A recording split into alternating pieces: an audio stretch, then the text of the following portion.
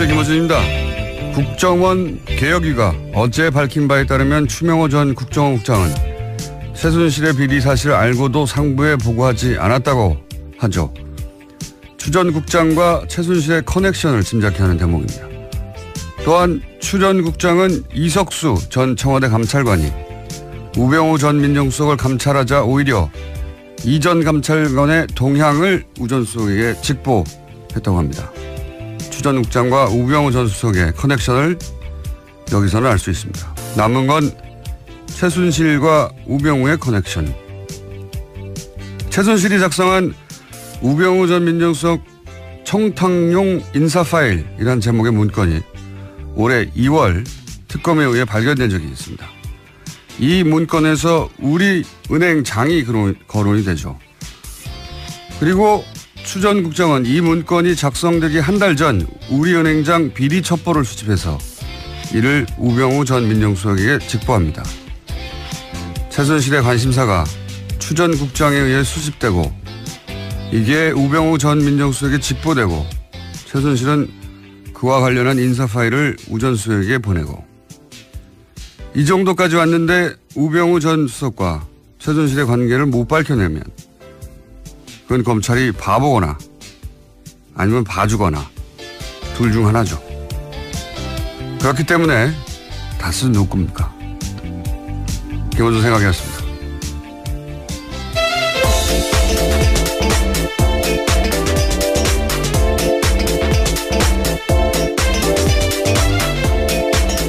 시사인의 김은지입니다. 다스를 미뤄온 지 2개월 정도 됐는데 드디어 이제 수사가 본격적으로 이루어진다고 해요. 예. 수사가 이제 막 착수된다고 하니까 결과가 나올 때까지 계속 가겠습니다. 오프닝에 대해서 좀 할 말이 좀 더 있는 게 어제 저희가 이거 하다가 뭐랄까요 다 못했다 싶어가지고 제가 오프닝으로 했는데 올해 2월에 그런 파일이 나왔어요. 우병우 전 민정수석 청탁용 인사 파일. 네, 관련해서 장시호 씨가 찍어놓은 사진 파일이었습니다. 그렇죠. 예. 장시호 씨가 이제 이모 심부름으로 파일을 배달하다가 그걸 찍어뒀다. 네, 휴대전화로요. 네, 휴대전화로 찍어뒀고 그 파일이 이제 장시호 씨가 운영하던 한국 동계 영재센터인가요? 네, 영재 스포츠센터라고 합니다. 그 직원의 하드에 있었다. 그게 이제 2월에 진작에 밝혀졌어요. 진작 2월에. 예. 거기에 이제 이철성 경찰청장, 우리은행장 그리고 KTNG 사장 3인의 인사청탁 내용이 들어있었다는 거잖아요. 예. 그리고 거기에 이제 포스트잇이 우리은행장 후보 추천 중 뭐 이런 게 붙어 있었다고 거고. 이게 벌써 2월에 나온 이야기인데 근데 이제 어제 나온 내용은 뭐냐면 새로 나온 내용이 추 전 국정원 국장이 우리은행장에 대해서 비리 정보를 수집하고 있었다는 거죠. 예. 그리고 이게 언제냐면은 최순실이 지금 방금 언급한 그 문건이 우병우 전 수석에 가기 한 달 전이에요. 이걸 시간 순서대로 정리를 해보면 추 전 국장이 우리은행장 비리를 뜬금없이 캐기 시작한 게 6월이고 그리고 그 다음에 최순실이 이 인사청탁 파일을 민정수석에게 보낸 게 7월이고 그리고 추 전 국장이 그 비리 정보를 우병우에게 직보한 게 8월이에요.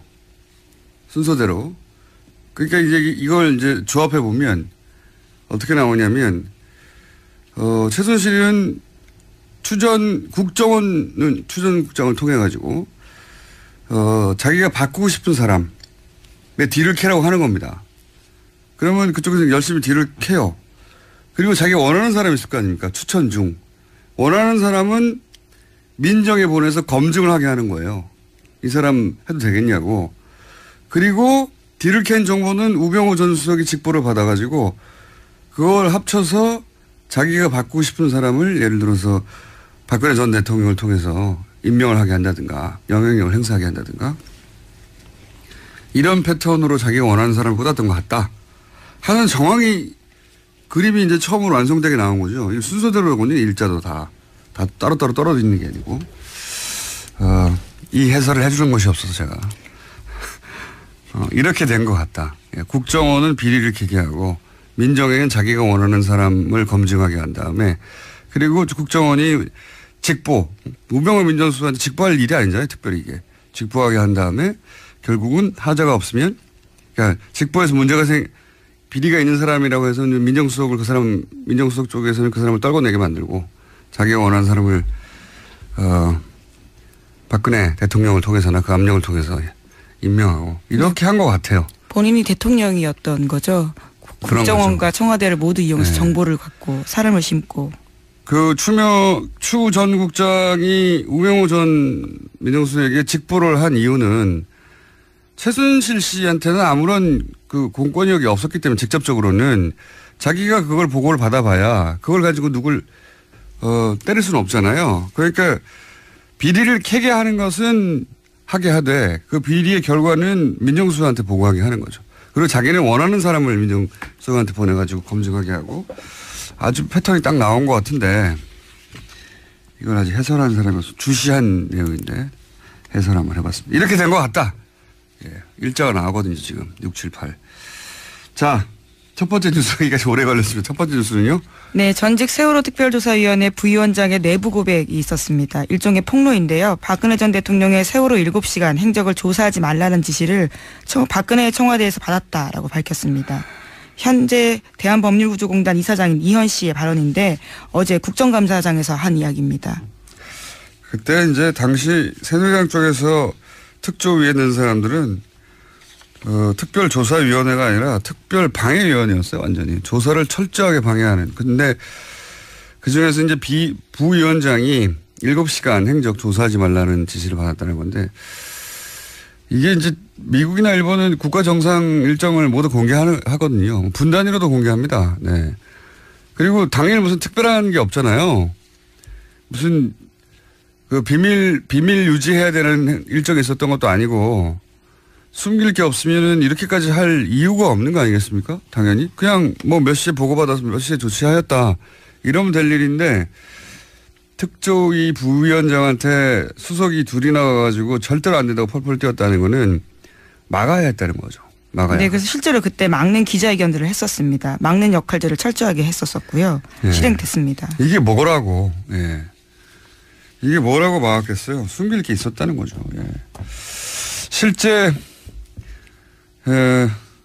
며칠 전에도 얘기했지만 9시 30분으로 이제 보고받은 걸 10시로 고쳤다는 거 아니겠습니까? 예.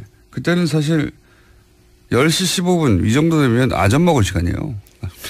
이미 다 일어났어야 되는 시간인데 그때 보고를 받고 45분간이나 무슨 조치를 그럼 이렇게 하세요라는 조치를 하는데 45분이 걸렸다는 거잖아요. 사실 10시 15분에 통화했는지도 확인이 안 되고 있어요. 네, 그냥 서면 보고입니다. 10시에 네. 국가안보실에서 보고를 받았다라는 내용이고요. 네, 이게 진짜로 무슨 조치가 내려왔는지도 확인이 안 되고 있고요. 저는 9시 반에 보고를 받은 것도 이게 최초인지도 확인해 볼 필요가 있다고 봅니다. 이게 청와대에서 세월호 관련해서 세월호뿐만이 아니지만 특히나 세월호 관련해서는 뭐 하나 사실인 게 없기 때문에 현재까지. 예. 이 시간 동안 뭘 했는 건지 도대체. 딱 하나 물증 나온 건 12시 즈음에 최원영 복지수석과 통화한 내용 하나 있습니다. 그건 통화 이제 기록이 예, 통화 기록이 나온 거고 나머지는 통화 기록을 제출하니까 없다는 거 아닙니까? 그렇죠. 통화를 안 한 거로 보여요, 저는. 그렇지 않다면 진작에라도 억울해서라도 냈겠죠. 나온 게 없습니다, 이때까지. 예. 탄핵 국면에서도 계속해서 아무것도 내놓지 않아서. 있으면 나왔어요, 벌써. 예, 헌재에서조차 이야기를 했었습니다. 아무것도 제출하지 않았거든요. 달라고요. 예. 그날 연락이 안 된 겁니다, 이거. 그렇게밖에 생각할 수가 없어요. 이렇게까지 많은 사람이 혹은 자신의 탄핵이 걸렸는데도 있으면 다 진작에 내놨죠. 아무것도 못 내놓잖아요. 그래놓고 이제 저녁에 처음 나타난 거죠. 네, 5시 넘어서 나타났습니다. 그래서 이제 아이들이 구명조끼 입고 있는데 그렇게 찾기가 어렵나요? 이게 첫마디 아닙니까? 굉장히 황당한 발언을 한 거죠. 그때까지 상황 파악도 안 되고 연락도 안 된 거예요. 그렇게 생각할 수밖에 없는 겁니다. 그러지 않고서 이럴 수가 있느냐. 그리고 그러지 않고서 7시간을 이렇게까지 막았겠느냐. 그날 하루 종일 뭐 딴 거 한 겁니다. 라고 저는 생각합니다. 그렇지 않고서야 진작에 억울함을 풀기 위해서라도 통화 기록이 뭐고 다 내놨겠죠. 예. 나오는 게 없잖아요, 지금. 예, 그래서 그때 7시간 조사하겠다고 했을 때도 세월호 특조위를 향해서 청와대에서는 근처에도 얼씬도 못하게 하겠다 이런 이야기를 했었다라고 합니다. 국가 권력을 총동원해서 대통령의 당일 행적을 막아야 되는 거예요. 밝혀지는 게. 그래서 심지어 새누리당에서 임명한 특조위 부위원장조차도 이렇게 생각했다라는 건데요. 드러나서는 안 되는 이유, 대통령에게 흠이 될 만한 사유가 있구나라고 느꼈다고 이야기했습니다. 아니 그건 뭐 무슨 어려운 추론인가요 이게? 이렇게까지 막을 일이라고 생각 들지 않는데 이렇게까지 막으니까. 그래서 저는 이 9시 반이라는 문건도 한번 작성된 다음에 또 한 번 고쳐진 것만 두 번째 문건이 아닐까 이런 생각도 하는 것이 숫자가 안 맞아요. 숫자가 안 맞다는 얘기는 이 당시까지만 하더라도 구조 몇 명이라는 숫자가 아직 나오지가 않은 상태였거든요. 근데 거의 최종 숫자하고 비슷한 숫자를 처음 보고받아요. 처음부터. 저는 의구심을 아직도 가지고 있습니다. 예. 지금 뭐 이런 게 드러날까봐 지금 서버를 다 없애버렸다는 거 아니에요? 예. 네, 어제 JTBC가 보도한 내용인데요. 박근혜 전 대통령의 탄핵안이 국회에서 가결된 뒤에 청와대 서버가 무더기로 폐기됐다라고 합니다. 지난해 12월 달에는 서버 22대가 폐기됐고요. 또 탄핵이 결정된 다음인 지난달 4월 달에도 서버 60대가 폐기가 됐다고 합니다. 대통령이 탄핵 전에 많이 하는 과정에서 이 관련 정보를 내놓으라고 하는데 내놓지를 못하는 걸 보면 없는 거예요. 통화 기록도 없는 거고 다들 거짓말하는 겁니다. 김관진 당시 안보실장도 뭐 자신과 뭐 통화를 했다느니 어쩌고 이런 얘기 했지 않습니까? 안 했다고 봅니다. 저는. 네. 그러니까 못 내놓죠. 네, 우선 기록이 없습니다. 정말. 통화를 했는데 기록이 있으면 동어 반복인데 하여튼 예. 갑자기 승질이 나가지고요. 당시에 세월호 특조위 가지고 얼마나 말들이 많았어요. 예. 이거 그리고 세월호 유가족들이 지금 무리한 거 요구한다고 조중동을 비롯해서 얼마나 난리 쳤습니까 유가족한테. 그때 소위 세금 도둑이라는 프레임으로서 엄청나게 공격을 해댔었습니다. 조중동은 가만히 있나요? 자기들 잘못한 건 고백 안 하나요? 자 다음 뉴스는요. 네, 문무일 검찰총장이 어제 기자회견을 했는데요. 이명박 전 대통령에 대한 수사 가능성을 시사했습니다. 어제 기자간담회에서 이 전 대통령도 수사 대상이냐라는 기자들의 질문에 이렇게 답했습니다. 수집된 증거를 갖고 검찰이 외면하기는 어려울 것이다. 수사 대상에 한정이 있는 것도 아니다라고 말했습니다. 그러니까요. 이제 검찰총장도 법무부 장관도 이렇게 나오는 걸 보면은 이명박 전 대통령 수사하겠다는 거죠. 예, 될 것 같아요. 예. 될 것 같고 어제 문무일 총장이 한 말 중에 개인적으로 굉장히 중요하다고 생각하는 멘트는 이겁니다. 그 과거 이뤄진 수사들이 이제 다시 하나둘 다시 한번 들춰지고 재수사되고 있다. 그러니까 검사가 사건 처리한 이후에도 혹은 퇴직한 이후에도 계속해서 자기가 한 수사에 대해서 명예가 손상될 수도 있는 일이라고 생각할 수밖에 없다. 이제는 이게 잠시 정권에 충성하면 출세하고 다시 되묻지 않고 그게 반복되어 오다 보니까 정권 시킨 대로만 했잖아요. 근데 이 말이 맞는 말이거든요. 지금 7년, 8년 전에 했던 수사들이 다시 들춰져가지고 그때 누구 봐준 거 아니냐고. 네, 털어뒀다라는 비판을 아주 많이 샀습니다. 저는 그래서 이 적폐청산 단어가 점점 좀 지겨워지는 단어이긴 합니다. 단어 자체는 좀 바꿔야 되겠어요. 적폐 말살이라든지 뭘로. 근데 이게 굉장히 중요한 것이 이번 정부에서 이걸 제대로 해야지 앞으로 어떤 정부도 불법적으로 뭔가 검찰을 통해 가지고 자기 뜻대로 시키고 이렇게 못하게 되는 거거든요. 검찰이 안 하게 되는 거죠. 이거 내가 지금 했다가 5년 있다가 10년 있다가 15년 있다가 혹은 퇴직하고 나서라도 계속 쫓아와서 자기 명예를 손상을 입히고 다시 자기가 책임을 져야 될 일이 생길 수 있잖아요. 그래서 철저해야 된다고 봅니다. 철저히. 네, 그러기 위해서는 검찰 조직 스스로 반성과 개혁도 해야 됩니다. 과거에 그런 식으로 제대로 사건 수사 못했으니까 다시 하는 거잖아요.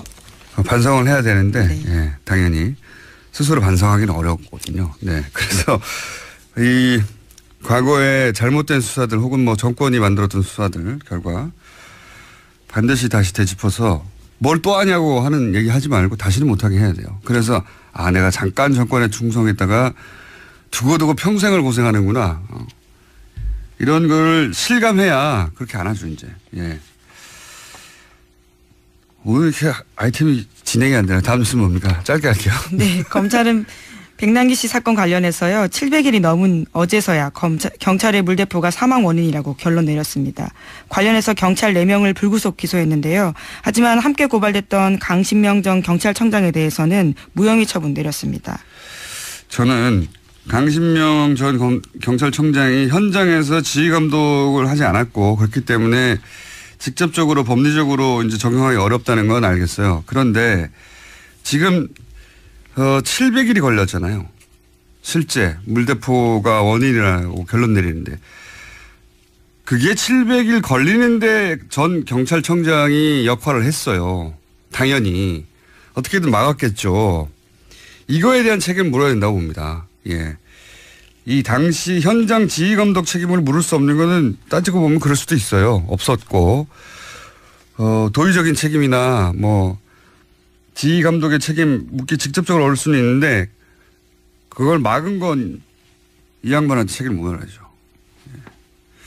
그 대목에 대해서 다시 수사가 이루어지거나 혹은 뭐 고발이 다시 이루어지거나 할 수도 있을 거라고 봅니다. 저는.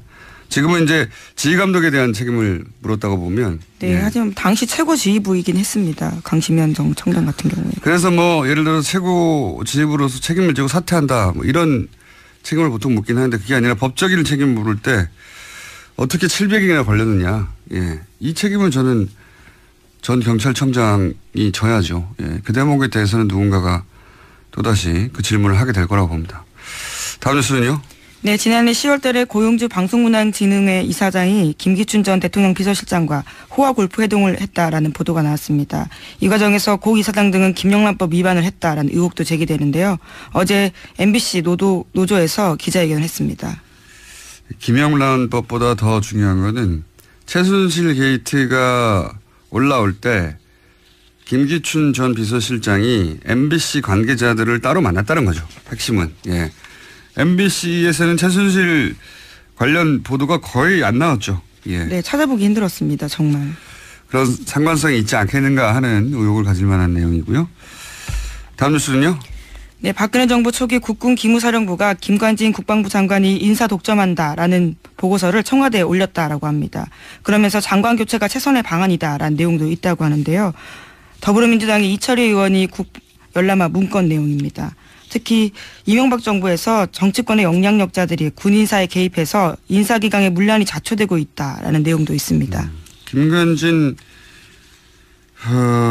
전 실장은 형사 책임을 면키 어려운 영역이 아주 광범위하게 확대돼 가고 있네요. 예. 본인이 마음대로 인사를 주물러서 예. 기무사조차 장관을 바꿔야 된다. 이런 얘기 보고에 있었다는 얘기죠. 네, 기무사 보고에 보면 이런 내용이 있는데요. 새 정부 들어서 예상과 달리 현 장관이 유임됐다라는 내용이 있습니다. 예상과 달리. 어쨌든 김관진 전 실장은 예, 두루두루 참 역량이 출중했어요. 네, 자 다음 하나 정도 더 하면 끝내야 될 것 같습니다. 예. 네, 국민의당이 다른 정당과의 통합 문제와 관련해서 비밀리에 여론조사했다라는 오늘 아침 조선일보 보도가 있습니다. 그 결과 국민의당과 바른정당이 합당할 경우 시너지가 가장 크다라는 내용이 담겨 있다고 합니다. 저도 좀 이 기사는 봤는데 좀 재밌는 기사예요. 예. 민주당과 국민당이 합칠 경우에는 산수랍보다 작다. 지금 현재 지지율. 당연한 거 아닙니까? 호남에서 지지율도 겹치고 보수층도 빠져나가고 민주당 단독으로 이미 50%대잖아요. 예. 더 올라갈 데가 별로 없어요. 사실은 한 정당이. 예. 그리고 자유하고 바른이 합쳐도 산수랍보다 적다는 거 아닙니까? 당연하죠. 여기서는 또 중도 보수가 빠져나가겠죠. 예. 자유한국당의 극우적인 이미지이기 때문에. 그래서 남는 건 이제 국민의당과 바른당이 합치는 게 낫다. 이건데 이건 저는 이제 조선일보가 국민의당이 민주당과 합칠까 봐 걱정이 돼가지고 바른정당과 합치라고 예. 지금 바람잡이 코치해 주는 거예요. 예. 네, 물론 여론조사 결과이긴 합니다. 아니 근데 거기에 대한 분석을 얼마든지 다르게 할 수도 있거든요. 예. 바로 조선일보가 걱정하는 거죠. 지금 국민의당이 민주당과 합당될까 봐. 조선일보 수고하고 있고요. 여기까지 합시다. 예. 시사인의 김은지였습니다. 감사합니다.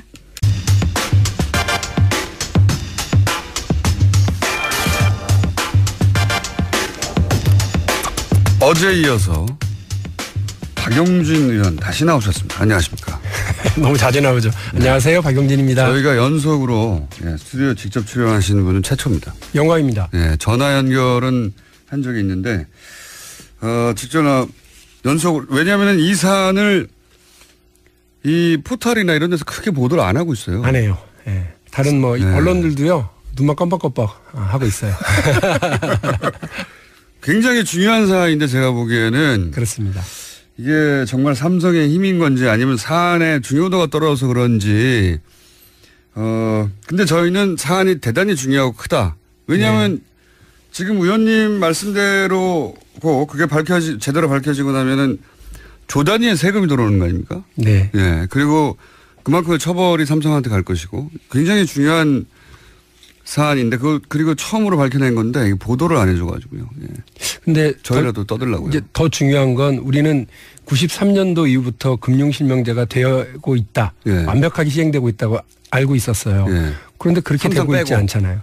삼성 그리고 정치인 권력 가진 사람 힘 있는 사람 돈 많은 사람은 다 차명 계좌로 뭔가를 하고 있고 우리 서민들만 가면 뭐 해라 해가지고 서류만 한 10대 장에 사인을 해야 계좌 하나 열리죠. 그리고 그렇다고 해도 삼성처럼 누군가가 예를 들어 차명이 있다 하더라도 사조식이나 있겠습니까? 그렇죠. 사조식이나. 큰일이죠. 자, 사조짜리 차명이 있다는 건 이미 밝혀졌어 2008년에. 그렇죠. 근데 이제 그때 어제 내용을 잠깐 요약하면 그때 당연히 세금 내고 벌금 내고 뭐 기타 등등 내야 될 거 다 낸 줄 알았어요. 안 냈더라. 그걸 정상적으로 했으면 거의 사조가 다 털릴 수도 있는 이 털린다는 표현은 어제 의원님 직접 하신 겁니다. 털릴 수도. 아니 어제는 까일 수도 있다고 그랬죠. 지나치게 저렴하게 하셔가지고 다 없어질 수도 있는 돈이었는데 세금으로 털어서. 그런데 고스란히 다 이건희 회장의 개인 주머니로 들어갔더라. 더구나 개인 주머니에 들어간 것이 삼성의 지배력을 강화하는데 고스란히 쓰였더라. 그렇습니다. 근데 그걸 또 감독기관에서는 구입 당시의 가격으로 구입 당시의 가격으로 지분을 인정해줘서 삼성만 금산분리에서 벗어나도록 해줬더라. 이런 특혜의 종합판을 어제 봤는데 그래서 끝난 줄 알았더니 또 있다고 그래가지고 오늘은 더 재밌는 게 있다고 그래서 나오셨습니다. 그 후속으로 뭐가 있습니까 또?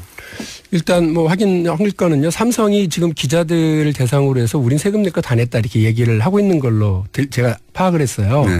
우리 전면에 나서서 정직하게 얘기를 하면 되는데 그렇게 안 하고 이제 기자들 대상으로만 하는 거예요. 그런데 삼성이 냈다고 하는 건 그 4조 5천억 원을 이건희 개인 호주머니로 들어가게 하기 위해서는 꼭 내야 하는 증여세, 양도소득세, 종합소득세 이런 거를 냈다고 하는 거예요. 그러니까 금융실명제법상으로 내야 하는 과징금과 이자 및 배당소득 차등과세 거의 이건 99% 내야 되거든요. 그거에 대해서. 그리고 뭐 그러니까 제가 어제 금액의 절반은 또 과징금으로 내야 된다면서요. 그러니까 탈 털릴 거다 이렇게 표현을 했었던 이유도 그런 건데 그걸 다 피해가고 증여세만 냈다. 그렇죠. 일부 세금만 낸 거를 다 낸 것처럼 지금 얘기하는 건 맞지 않다 이렇게 말씀을 드리고요. 일단 사실관계 하나. 어제는 금융감독원입니다. 금융감독원은 금융기관, 은행들을 이렇게 관리감독하는 집행기관인데요. 거기다가 물어봤죠. 2008년도에 나가서 확인했을 때 왜 징계했냐. 그러니까 왜 징계했느냐면 주민등록증 가져온 사람하고 이 돈 주인하고 다르다고 하는 걸 자기들이 알았다는 거예요. 알면서도 계좌를 열어줬대요. 은행이 알면서 했대. 그래서 징계를 265명을 했다. 그러니까 차명인주 뻔히 아는데도 계좌를 개설해 준 것은 금융실명제법 위반이기 때문에 징계를 그때 했다. 그리고 잘하셨다. 그런데 그 돈 찾아갈 때는 누가 찾아갔냐 했더니 갸우뚱하더니 저희가 알기로는 삼성 구조분에서 다 찾아갔다. 근데 금융실명제법에는 차명계좌에 이름을 빌려준 명의인이 자기 주민증하고 도장하고 들고 와서 찾아가야 되는 거예요. 그렇겠죠. 혹은 전환을 해주거나. 근데 그렇게 안 했다고 하는 거를 어저께 금융감독당국한테 확인을 했고요. 알고 있었다는 얘기네요. 그것도 알고 있었고요. 이제 두 번째. 첫 번째는 그 위법 사실을 알고 있었다. 위법 사실이 이미 이제 금융실명제법상 있었다. 삼성이 돈을 찾아가는 과정에서. 두 번째로는 이 계좌들 중에 그 486명의 그 이름 중에 1199개 계좌 중에 혹시 본인은 모르고 네. 이름을 도둑질 당한 김용철 변호사처럼. 네, 김용철 변호사 어제 제가 얘기했죠. 김용철 변호사는 자기한테 50억이 있어가지고 이거 내 돈 아니라고. 아, 이거 거의 뭐 가서 내 돈 아니니까 빨리 딴 데로 가져가라고 막 네. 그랬을 정도로 했었는데 김용철 변호사처럼 이름을 도용당한 도명 계좌가 있느냐 했더니 이분 이 감독 금융감독원의 그 당시 감사반장으로 나갔던 당사자가 당사자 얘기는 그런 걸로 알고 있다. 아, 그 외에도 있는 걸로 알고 있다. 네.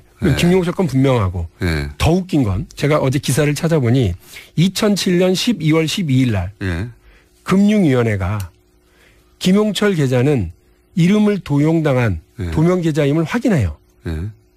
이게 무슨 말이냐면 이거를 알았으면 지금 저희가 그걸 실명 전환하고 세금 내고 과징금 내야 된다라고 주장을 했더니 실명 전환할 의무가 없는 계좌다라고 주장을 했잖아요. 적어도 김용철 변호사의 그 계좌는 실명 전환을 하고 과징금 내고 세금을 내야 하는 분명한 대상인데도 금융위원회가 눈만 깜빡깜빡하고 계속 박용진 의원이 뭔가 착각하고 있다라고 주장한다는 거죠. 다른 도명도 있다고 이미 말했고. 다른 도명이 있다라고 하는 것은 그 어제 금융감독원의 부원장보가 얘기를 한 거고요. 금융위원회는 2007년 그 당시에도 이미 자기들이 알고 있었음에도 불구하고 실명 전환 대상으로 규정하지 않았다는 게 그리고 문제죠. 2008년에도 256명입니까? 네, 예. 아니 486명. 아, 486명의 이름으로 계좌가 1199개가 있었죠. 아니 제 말은 뭐냐면 처음 개설할 때도 실명 확인하지 않아가지고 이미 그때부터 금융실명제 위반이라는 걸 알고 있었던 그 계좌 주인이 몇 명이었다고요? 그게 아니고 그거를 알고 있었음에도 불구하고 계좌를 열어준 금융기관의 직원들을 징계했다는 거예요. 직원들을? 말하자면 은행 직원들을 징계했다. 네. 이상하게도 금융실명제법에는요. 그 차명 계좌를 하도록 이렇게 차명 계좌를 하면 그 사람들을 형사처벌을 안 해요. 그냥 과징금만 매기거나. 괜찮아요. 과징금이 크기 때문에 이번에는. 과징금이 조단이기 때문에 괜찮은데 여하간 그때 이미 쉽게 말해서 은행원들은 이거 왜 그렇게 해서 하면서 256명을 이미 징계했다. 그런데 정작 그렇게 차명 개설한 삼성은 징계를 안 했다는 거 아닙니까? 한마디로 말해서. 그런 얘기고요. 삼성이 해야 될 법적인 의무를 다하지 않도록 길을 열어준 거죠. 그러니까요. 과징하지 않았다. 은행 직원들만 뭐라고 하고. 2004년부터 그런 거래를 하는 은행 직원들에 대해서는 기관에 대해서는 과태료를 물어왔던 금융위가 2008년에 와서는 엉뚱하게 다른 해석을 하면서 삼성 이건희의 4조 5천억 원 차명 계좌에 대해서는 과징금도 그리고 이자소득세와 배당소득세에 대한 과세에 대한 근거도 전혀 이야기하지 않는 좀 엉뚱한 금융위가 되더라 이런 거죠. 혹시 이 금융위가 고스란히 지금까지 있어서 지금 국감을 받고 있는 그 금융위입니까? 그 구성원이 거의? 제가 그때 당시에 말단 직원부터 다 있었냐 했더니 말단 직원들도 그대로 다 있고요. 그 일에 다 관련이 되어 있는 직원들인 거죠. 그렇군요. 본인들이 했던 일에 대해서 왜 그렇게 할 수밖에 없었는지 이제 그 정당성을 주장할 수밖에 없겠네요. 자기들이 한 일이면. 그렇죠. 그러니까 어떻게든 이거에 대해서 자기의 방어 논리를 구축할 수밖에 없다. 그래서 제가 어제도 말씀드렸습니다만 이거 집권하고 좀 5, 6개월 지나고 났는데 이제 보니 대통령만 문재인이고 금융위는 MB 금융위 아니냐. 이명박 때 금융위가 그대로 그냥 우리한테 그 시절 2008년이니까 왔구나 이런 생각입니다. 그 시절 금융위가 여전히 금융위에 있군요. 그 시절. 자, 이게 다가 아니라면서요. 이게 다가 아니죠. 저희가 금융위원회를 막 시중 언어로 막 조지다 보니 금융위원회가 자기들이 아무 죄가 없다고 그러면서 몰랐던 팩트를 막 들고 와서 해명을 하는데. 재선되기 싫으세요? 예? 무슨 말씀이신가? 악담을 아침부터. 어쨌든. 이게 하는데 그 중에 느닷없이 그 의원님 잘 모르시겠지만 과징금 대상이 아니에요. 그러니까 만일에 실명전환 대상이더라도 과징금 대상이 아닙니다. 무슨 말이에요? 그랬더니 93년도 이전에 개설한 금융실명제 긴급명령이 선포되기 이전에 개설한 계좌들은 과징금 50%를 때리는데 선포하고 이후에는 과징금 대상은 아니라는 거예요. 다만 이자 소득세와 배당 주식에 대한 배당 소득세에 대한 중과세와 2차 등과세가 법이 93년에 생겼기 때문에 긴급 명령이 생겼기 때문에 93년 이전 거를 전환하지 않으면 과징금을 때리는데 그렇죠. 그 이후에는 그렇게 하지는 않고 그 거기서 불로소득만 때린다. 그런데 1199개 중에 1021개는 20개를 뺀 1021개는 네, 전부 다 거의 93년 이후에 개설했다는 거예요. 93년 이후에 개설했다. 그러니까 과징금 대상이 아니라는 걸 주장하려다 보니까 그 얘기를 하더라고요. 그래서 93년 이후에 개설됐다. 순간 멘붕이 오죠. 왜냐? 이건희 회장이 아니라 이병철 회장이 80년대에 돌아가신 거 아닙니까? 87년이요. 그러니까 근데 이 돈의 근거가 특검과 삼성의 주장이 뭐냐면 이병철 회장이 이건희 회장에게 물려준 상속재산이다. 그렇죠. 그러니까 내 돈이다. 이러고 가져간 거 아니에요. 사망한 이후에 개설됐어. 근데 87년에 사망하신 분이 6년 뒤에 그 돈을 했다라고 하는 게 과연 타당한 얘기인가라고 하는 의문이 들죠. 그래서 이게 과연 이병철의 상속재산인지를 입증하는 것도 굉장히 큰일이네요. 그렇죠. 삼성 입장에서 어떻게 입증했죠 이걸? 전 모르죠. 특검이 알고 있어요. 이게 상속 재산인지에 대한 새로운 의문이 생기고 특검 수사 결과에 대해서도 의구심이 생길 수밖에 없잖아요. 상속 재산이 아닌 것 같은데요. 아닐 것만 같은데요. 그래서 지금 저는 이제 그걸 들었던 그 시점에는 멘붕이 와가지고요. 저도 보좌관들도 다 멘붕이 와서 멍하니 있다가 이거 완전 다른 얘기다 지금.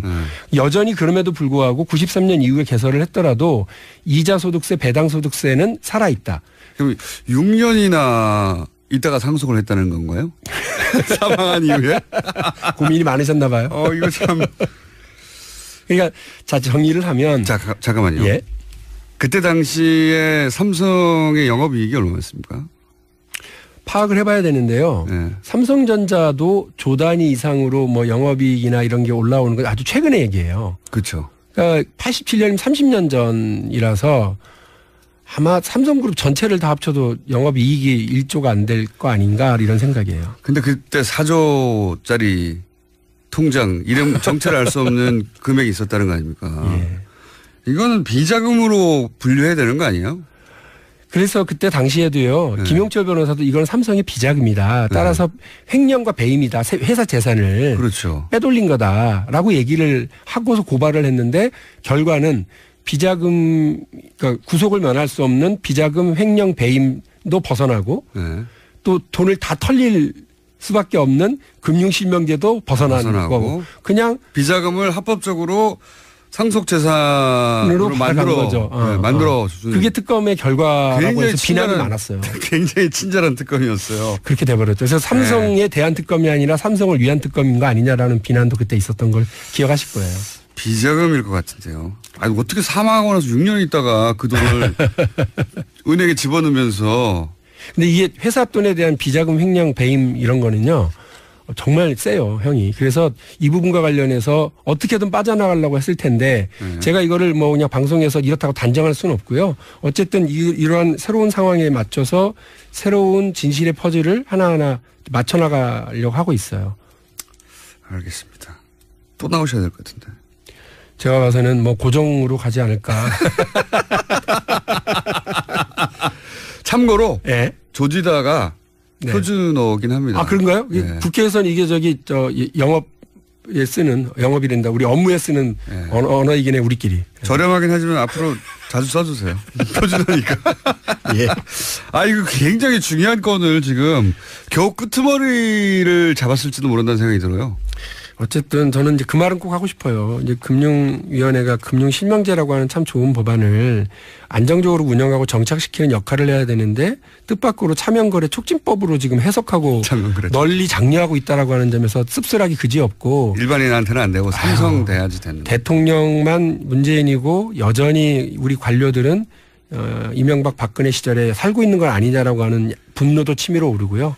이 문제에 대해서 진실 접근들을 하나하나 해나가는데 더불어민주당하고 박용진하고 열심히 노력을 하겠다고 하는 약속은 드릴게요. 다스가 검색어가 되는데 2달 걸렸거든요. 2달 정도 계속 새로운 걸 갖고 오시면 이게 올라올 그 다스에서도 이 차명 계좌가 느닷없이 전환되고 하는 그런 것들이 있다면서요.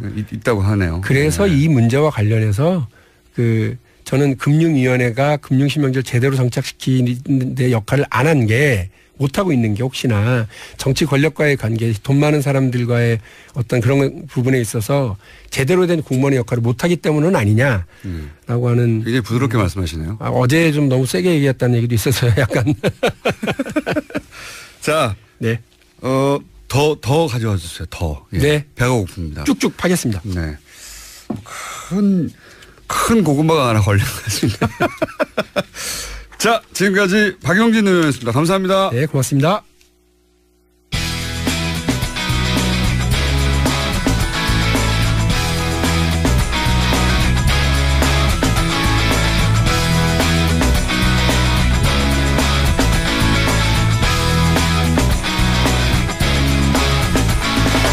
잠시 멍 때리는 사이에 양지열 변호사 옆에 앉아있네요.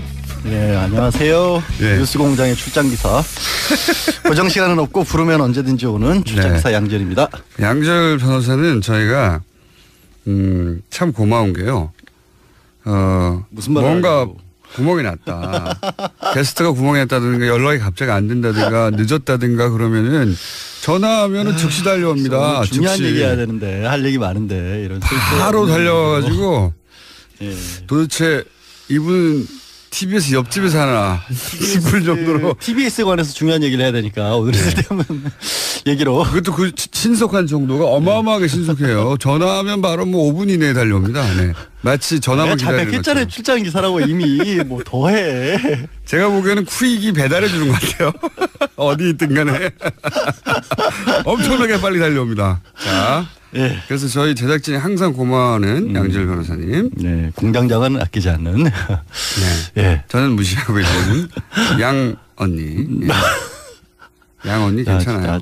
자, 오늘 중요한 얘기 해야 돼요. 오늘 무슨 얘기입니까? 아니 갑자기 국감장에서 TBS가 불법이라고 막 얘기를 하는 바람에. 불법뿐만 아니라 요즘 인기예요 국감장에서. 너무 좋아요 사실.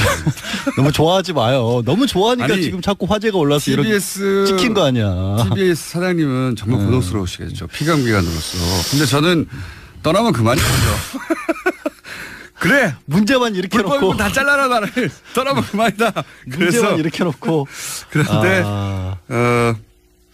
일단 TBS가 불법이라는 이렇게 관심의 대상이 된다니 왜 나온지를 좀 말씀을 드려야 될 것 같아요. 잠깐만요. KBS, MBC 사태가 지금 중요한데. 그러니까 지금 TBS의 이 프로그램 하나 때문에 계속. 그러니까 KBS 사장님 저 관둘까요? 괴로우십니까 사장님? 사장님 괴로우시겠죠. 피감기관으로 불러다니면서. 예. KBS, MBC 사태를 얘기를 하셨는데 실제로 지난 정권의 방송 장악, 언론 장악 때문에 수사가 한창이잖아요. 네. 그리고 이거는 언론의 자유와 관계된 문제이기 때문에 굉장히 신중하게 접근을 해야 되는데 법조문 몇 개를 가지고 지금 마치 TBS가 방송을 불법적으로 하고 있는 진지한 거 아니에요? 진지해요 저 지금. 나도 언론인 출신인데. 5분 대기죠. 네. 힘 빼지 말고요. 중요한 얘기 한다니까. 근데 이게 어떻게 된 거냐면 방송법상의 전문 편성 방송이라는 게 있고 뭐 종편이라고 할 때 종합 편성 방송이라고 하듯이 지금 TBS는 전문 편성 방송에 해당이 되기 때문에 교통정보를 전문적으로 다루는. 근데 방송법에 따르면 전문 편성 방송은 이 원래 전문으로 하는 것 말고는 교양이나 오락 프로그램은 내보낼 수가 있어도 시사 보도 프로그램은 내보낼 수 없다라고 돼 있는데 지금 뭐 뉴스공장을 비롯해서 저녁에는 방송도 그렇고 보도 프로그램, 시사 프로그램 하고 있지 않느냐. 뭐 종교 방송도 하고 있지 않느냐. 그러니까 이게 불법이라는 얘기를 꺼낸 거예요. 네, 그렇게 이제 문제 제기를 한 거고. 문제 제기를 한 것인데, 근데 이게 방송법을 좀 봐야 되는 게 방송법이 63년도에 만들어져서 지금까지 63차례나 딱 우연도 겹치네요. 고쳐졌어요. 왜 그러냐면 미디어 환경이 굉장히 빠르게 변하고 있으니까 자주 바꾼 건데. 방송법 중에 중요한 어떤 변경 시점이 몇 군데 있는데 그중에 첫 번째가 80년도예요. 아예 방송법을 없앱니다. 네. 그러니까 전두환 씨가 언론 통폐합을 하면서 방송들을 다 장악을 하면서 없앴다가 이게 87년도에 부활이 돼요. 민주화가 되면서. 그때 무슨 방송이 들어오냐면 방송법에 없던 방송이 특수방송이라는 게 생겨요. 그래서 종교, 교육, 교통이나 기상 같은 특수한 목적을 수행하기 위한 허가받은 방송국이다라는 TBS가 그런 조항이 생겨요. 그렇죠. 특수방송이네요. 87년도에 네. 그리고 나서 TBS가 88년도에 그때까지는 교통정보라는 게 없었거든요. 그러다가 서울 교통정보를 안내할 만큼 차가 많지가 않았어요. 그러니까 서울 올림픽 때문에 갑자기 차가 늘어나면서 시범 방송을 88년도에 시작을 해요. 네. 그랬다가 90년도에 이제 변호사님 예? 5분 내에 끝내야 돼요. 빨리 정리하세요. 90년도에 이제 정식 개국을 하는데 말씀드렸다시피 그럼 이건 특수 방송이란 말이에요. 예. 교통을 전문으로 하기 위한. 그런데 그때는 방송 편성에 관해서 허가받은 주된 방송이 충분하게 반영만 하면 된다. 그러니까 특별히 금지를 하지 않았어요. 예. 그래서 이미 그때 허가를 받고 설립을 한 겁니다. 예. 그렇게 해서 지금 30년 가까이 운영을 하고 있고 예. 방송법이 주요 변경 사항이 있다고 말씀을 드렸는데 언제 또 바뀌냐면 2000년도에 또 한 번 케이블 바뀌어요. 생길 때 바뀌죠. 위성 방송. 예. 그 전에 90년대 초중반에 케이블이 생겼고 난립을 하다가 몇십 기까지는 괜찮았는데 위성 방송 들어온다니까 네, 수백 맞아요. 개가 될 수도 있다. 네, 수백 개가 이러니까 됐죠. 뭔가 방송에 정비를 해야 될 필요가 있다라고 하면서 나누는데 그중에 전문 편성이란 방송을 새롭게 만든 겁니다. 새로운 컨셉이 여기 개념이 등장한 거죠. 예. 근데 그전에는 요리, 예. 낚시 이런 식으로 그렇죠. 요리, 낚시, 그 등산, 예. 바둑 이런 것들이 들어온 거예요. 그전에는 특수의 개념이 있다가 이제는 전문의 개념이 나온 거예요. 특정 방송 분야를 전문적으로 편성하는 방송이라는 거예요. 그래서 전문 편성 방송이 생겼는데 이 황당한 거는 그러면서 특수 방송을 빼버려요. 이거를 일부러 빼거나 없앤 게 아니라 여기에 포괄된다고 생각을 한 거죠. 그냥 왜냐하면 그때 방송 환경으로는 포괄될 것만 같았거든요. 전문이라고 하면 그냥 다 들어가니까 교통방송도 이름이 교통방송이니까 그냥 전문 방송이겠거니 생각을 해버렸는데 여기에 난점이 있어요. 뭐냐면 이게 국회에서 그 아까 말씀드린 것처럼 전문 편성을 하면 교양이나 오락만 하고 나머지는 원래 전문 영역을 해야 된다라고 법이 돼 있거든요. 그 법대로 하면 100분의 60% 전체 시간의 60%를 교통정보를 방송을 해야 돼요. 그러니까 이 시간대에 1시간 중에 36분을 계속해서 교통정보를 틀어야 되는 겁니다. 그게 아니라 하루 종일을 따질 거야 아마. 아 그렇죠. 어쨌든 그럼 하루 종일 따지더라도 편성이 60%가 되면 어떤 시간대에는 그럼 하루 종일 그 편성 시간 내내 교통정보만 내보내는 방송이 만들어져야 되는데 라디오에서 그게 가능한가요? 말도 안 되는 얘기인 거거든요. 애초에 이 방송용으로 만들어진 게 아니에요. 그럼 애초에 처음에 법이 있었을 때 설립 근거를 가지고 방송통신위원회에서 허가를 받아서 운영을 해오던 방송국이 국회의원들이 법을 만들면서 흠결이 생긴 것 때문에 갑자기 불법 방송으로 바뀔까요? 그럴 수는 없다라는 거죠. 조금 말씀하신 것처럼 종교 방송들도 있고 뭐 기상 같은 거는 딱 특히 하는 게 없지만 그거를 어떻게 보면은 끌어다가 갑자기 불법 방송이라는 주장을 하고 있는 거죠. 그 이전에 교통방송이 이미 존재했는데 그렇죠. 나중에 케이블 위성이 생기면서 그 케이블 위성에 맞는 개념이 나중에 만들어진 거예요. 근데 거기에만 맞는 거지 그 이전에 있던 방송하고는 안 맞는 거거든요. 왜냐하면 그때 한참 새로운 매체들이 생기고 이게 위성도 생기고 뭐 인터넷 업체도 생기고 하니까 IPTV 이런 걸 준비를 하고 하니까 라디오는 옛날 매체잖아요. 아무 생각이 없이 그냥 전문 중에 하나겠지 해버린 거예요. 이 전문은 그러니까 기존의 라디오를 포괄하는 게 아니라 이 전문은 새로 만들어진 방송들. 케이블이나 위성을 상대로 만들어진 개념이었어요. 그리고 실제로 그렇기 때문에 우리는 이 TBS 같은 경우에는 계속해서 7년마다 방송통신위원회 승인을 받아야 되거든요. 근데 2013년도에 재허가를 받을 때도 교통과 기상을 중심으로 한 방송상 전반에 관해서 할 수 있다고 허가를 받았어요. 그러니까 법이 없기 때문에 결국에는 행정부에서 재량으로 이거를 결정을 해야 되니까 행정부에서 허가를 해준 방송인 거예요. 왜냐하면 해석의 문제거든요. 이렇게 되면. 그리고 나서 생각해보면 어려운 게 아니에요. 특수, 교통이나 종교는 특수로 생각했구나. 그리고 나서 요리 프로그램이니 뭐 이런 거 전문적으로 하는 방송이 생기니까 전문 평성이라는 개념이 생겼고 그다음에 이제 방송들은 그 전문 방송들은 자체 제작에 한계가 있으니까 40%는 그냥 교양 오락 같은 걸 다른 데서 튼 걸 재방송을 틀어도 된다. 왜냐하면 전부 다 만들어서 하면 방송국 운영이 너무 부담스럽으니까 이런 개념이었거든요. 그러고 나서 이제 보수 매체들이 자기들한테 방송 달라고 하니까 종편이라는 개념이 생긴 겁니다. 종합편성 방송도 그때쯤 만들어졌죠. 그래서 종편, 전문, 특수 이런 개념들이 그때 생긴 거고 이게 시대 변화에 따라 생긴 건데 이게 정확하게는 맞아떨어지지 않으니 그때 모든 매체를 다 개념 짓지 못하니까 그래서 행정부에서 박근혜 정부 때도 아니 그러니까 제가 보니까 2015년 7월부터 TBS를 나오고 있었거든요. 이명박 정권 때였어요. 이명박 박근혜 때도 다 허가증 나왔어요. 대통령이 2번이 바뀌는. 단 광고만 못하. 그렇죠. 상업 방송이 아니기 때문에. 네. 그때도 국감 때 다 시사 방송 한다고 했었어요. 한 가지 문제라면 지금 이제 독립법인이 아니라는 문제는 문제가 있긴 한데. 그건 별개의 문제입니다. 별개의 문제고. 네. 아니 뉴스공장이 불편하면 김어준을 쫓아내면 되지. 맞습니다. 왜 TBS가 불법이라고 그러냐고. 이거는 TBS 불법을 주장할 게 아니고 김어준을 잘라라고 주장해야 돼요. 김어준을 자르고 싶은 건 사실은 방송의 주인은 청취자잖아요. 게다가 청취율이 안 나오고 실제 보도 금지를 못하게 시사를 못하게 하는 방송은 따로 있어요. 그렇죠. 그거는 따로 명기해 줍니다. 김어준을 쫓아내는 방법은 간단해요. 김어준이라는 방송에서 청취율이 떨어져 청취자들이 공감을 못하겠어 재미가 없다. 그러면 알아서 담당 PD가 형님 저 좀 보십시오 하고 위에서 양절로 바꾸래요. 노르가즘.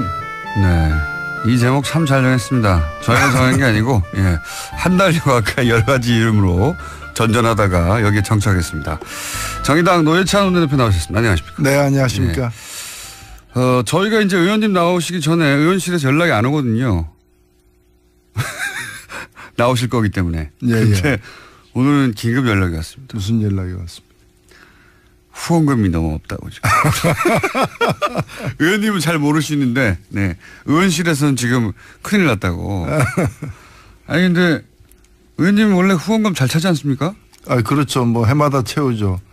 아니, 얼마 전에 내가 어느 강연회 갔는데, 그 어떤 분이 이제 질문을 하는데 그 후원금을 내고 싶은데 이제 저는 후원금이 다 찼을 거니까 그럼 누구한테 내면 좋으냐고 이렇게 해서 제가 그러니까 의원님은 다 찼을 거라고 예년에 계속 차왔으니까 찼을 거라고 생각하는데 의원실에 저희가 그래 똑같은 질문을 했죠. 아니 의원님이 어떻게 안 찼냐고. 보통 웬만한 의원들도 다 차가는데 의원님이 안 찼냐고. 5천만 원밖에 안 찼대요. 3억까지인가요? 올해는 3억까지죠. 그래서 제가 작년에 누가 후원금 저한테 내겠다 그래서 그 SNS에 올렸기 때문에 제가 박주민 의원 드리라고 했는데 박주민 의원이 그것 때문에 며칠 안으로 며칠 만에 꽉 찼어요. 나중에 보니까 제가 안 찬 거야.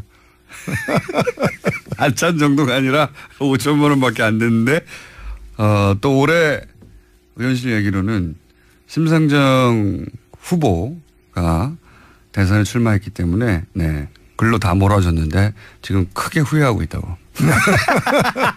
후회할 일이 아니죠. 뭐 그건 당연히 해야 되는 일을 했고.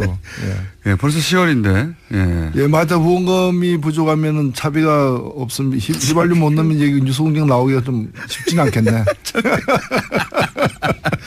자, 10만 원을 후원하면 연말에 10만 원을 세액 공제 받는 거 아시죠? 10만 원을 되돌려 받는 겁니다.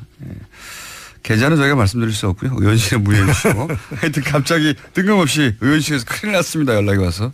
잠깐 광고를 했습니다. 의원님? 다스는 누구 겁니까? 왜 알면서 묻습니까? 다스는 누구 겁니까? 근데 이게 굉장히 영향이 큰 것 같아요. 모든 사람이 지금 근데 다스는 누구 겁니까? 이게 뉴스공장이 생각보다 영향이 큽니다. 모든 댓글이 이걸로 달리고 있어요, 요즘. 제가 국정감사에서 물어보려고 그래요. 검찰총장한테. 다른 질의 다 하고 난 뒤에 근데 다스는 누구 겁니까? 제가 질문을 예고했으니까 검찰총장님 답변 준비해 주십시오. 아니 그리고 윤석열 지검장도 징계로 채택되지 않았습니까? 윤석열 지검장도? 법사위는 아니지만? 증인으로 채택된 걸로 아는데. 그죠? 아, 그렇습니까? 제가 알기로는 그런데. 거기, 다른 위에 가서. 다른 상임위원회니까. 가서 구경 가서 하시면 안 돼요? 다스는 누구 거냐? 이 질문이 중요한 질문이에요, 사실은. 굉장히. 결국은 그 이전의 땅 문제, 그 이후에 BBK 주가 조작 문제 다 연결되어 있는 거거든요. 그리고 그 이후에 140을 돌려받기 위한 어떤 직권남용 문제 굉장히 많은 사건이 연루돼 있는 겁니다. 사실. 이미 또 며칠 전에도 고발됐더라고요. 직권남용으로. 그리고 대통령 임기 때는 공소시효가 중지되기 때문에 다 살아 있습니다. 그렇습니다. 다행히. 그래서 대통령 임기 중에 직권남용이 있었다면 그때는 형사소추가 되지 않는 대신에 공소시효가 정지되어 있기 때문에 지금 살아있다. 네, 공소시효 남은 것들이 많습니다, 사실. 네. 다스는 누구 겁니까? 중요한 질문입니다. 검찰총장도 뭐 증거가 나오면은 제한 없이 수사한다고 했으니까 수사될 가능성이 대단히 높다고 봐야겠죠. 예, 제가 며칠 전 법사위에서 법무부 장관에게도 똑같이 물었어요. 물었는데 뭐라고 일단 물었어요? 제가 조사를 한 바로는 이 이명박 전 대통령이 국정원법이라거나 공직선거법 그다음에 특정경제가중처벌법의 예. 국고손실죄, 뭐 정보통신망법상 명예훼손, 뭐 군형법상 정치관여죄 제목이 6개가 넘어요. 진짜 이게 앞으로 나올 제목까지 합하면 한 다스 넘을 수도 있어요. 근데 이걸 다 조사를 해봤더니 최소 징역 5년. 최소 징역 5년. 예, 그리고 최대 무기징역. 최대 무기징역. 까지 받을 가능성이 있습니다. 최소가 5년이군요. 예, 그 범죄 지금 이제 혐의가 있는 그 제목 중에서 가장 그 처벌이 약한 게 5년이라는 뜻이고. 아하. 예, 그리고 이제 제일 센 거 이제 국고손실죄 같은 경우는 굉장히 세거든요. 예. 여기 이제 적용이 되면은 무기징역까지도 가능한 거죠. 국고손실, 특히 자원외교에 국한해서 본다 하더라도 국고손실의 신화적인 사례를 남기지 않았습니까? 그렇죠. 예. 대한민국 최고죠. 예. 예. 제대로 수사가 될 수 있을지 모르겠습니다. 근데 되기만 한다면은 하여튼 이런 선거도 가능하다. 근데 우리가 박근혜 전 대통령 때도 그랬지만은 탄핵이 과연 가능할까는 많이 언급이 됐지만 구속되고 재판받는 것까지는 사실은 그까지 진척되리라고는 생각 못한 상상을 잘 못했죠. 많습니다. 지금도 전직 대통령이 감옥에 있는데 그 전직 대통령을 또 집어넣는다는 게 가능할까 이렇게 생각하는 분들 많지만은 이거는 인간의 의지가 가능하게 만드는 것이 아니라 본인들이 저질러 놓은 어떤 그 명백한 지울 수 없는 없앨 수 없는 증거 그 증거들이 이 상황을 만들어내는 거거든요. 맞습니다. 예, 그래서 그 증거는 누가 지금 새로 만드는 게 아니라 본인들이 다 만들어 놓은 거 밭에서 고구마 캐듯이 밭을 갈다 보면 자꾸 나오기 때문에 이제 그게 제 발로 들어가는 거죠, 사실은. 그래서 누가 밀어넣는 게 아니고. 그래서 지금 뭐 남태령국에 거의 넘었어요, 이제. 좀 더 가면은 이제 안양 의왕시 포일동 서울구치소 그게 있죠.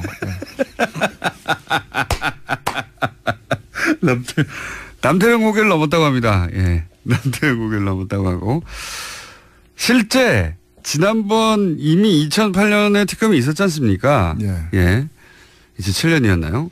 특검이 있었는데, 당시 특검에 참여했던 이제 검사들의 이야기를 들어보면, 그때도 지금 얘기하는 거하고 상관없이 다스 관련해서 대략 한 150억 원 가까운 비자금. 이거는 언론의 보도가 크게 안 됐죠. 그렇죠. 예. 특검이 그 비자금을 발견했다는 거 아닙니까? 예. 지금 매사 나오는 얘기지만. 비자금을 발견했고 당시에 그 퇴임 후에 사저 마련을 위해서 갖고 있던 그 돈이 그 비자금으로 나왔다는 거를 한 단계만 더 수사하면은 그렇죠. 이제 확인될 수 있는 그런 상태에서 덮어버린 거죠. 덮어버렸다고 당시 수사에 참여했던 검사가 얘기를 하고 또 그 팀에 있었던 검사가 이번에 이 배당이 됐어요.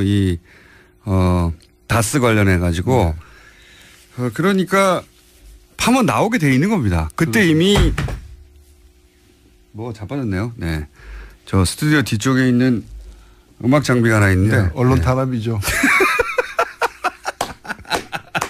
요즘에 유 총장이 곳곳에서 관심의 대상이 되고 있더라고요. 예. 국회가 사랑하는 방송입니다. 야당이 사랑하는 방송. 야당이 끊임없이 저희 방송을, 원래 국민들이 많이 들으면은 국회에서 관심을 갖게 돼 있습니다. 그런 것 같아요. 과거에는 KBS나 MBC가 그랬는데 요즘엔 잘 안 들으니까 가장 많이 듣는 방송으로 이제 시선이 집중되고 있는 거죠. 그래서 TBS가 시사 방송을 하는 것이 불법이다. 이게 가장 큰 프레임인 것 같고요. 근데 거기에 대해서는 이제 TBS 일하시는 분들은 억울한 점이 많아요. 네. 시사 방송을 하는 게 불법이 아니라 시사가 불법이죠. 그 시사의 내용에 불법들이 많으니까. 그리고 이게 뭐 못하라는 법이 있는 게 아니잖아요. 맞습니다. 제가 알고 있기로는 명문화된 거는 예. TBS 같은 경우는 상업 광고를 못하게 돼 있어요. 허가증에 그렇게 나와 있다고 해요. 예. 허가증에 금지된, 왜냐면은 허가증에 그 시사 보도를 못하게 아예 명시한 것이 있습니다. 방송 허가를 낼 때. 예, 저도 나가봤습니다만은 예. 교통방송이 이 수도권 교통방송은 TBS잖아요. 예. 지역에는 TVN이거든요. 네네. 저도 뭐 이 경남 TVN에 출연도 해봤는데 거기는 이제 명문화돼 있다 그러더라고요. TVN은 보도를 못하도록 돼 있습니다. 네. 예. 또는 뭐 극동방송 광주 FM이나 광주만, 예, 광주만 특정하게 여기는 보도가 금지된다고 허가증에 써 있는 경우가 있어요. 그거를 어기면은 불법이고요. 그럼 지금 여기 TBS는 없습니다. 상업 광고 안 하죠. 상업 방송 안 하죠. 예. 그러면 되잖아요. 그러니까 상업 광고만 허가증에 금지되어 있습니다. 구체적으로. 그래서 불법이 아닌데 TBS 있는 분들은 이제 피감기관이다 보니 그걸 세게 주장을 못 하잖아요. 예. 저는 피감기관이 아니거든요.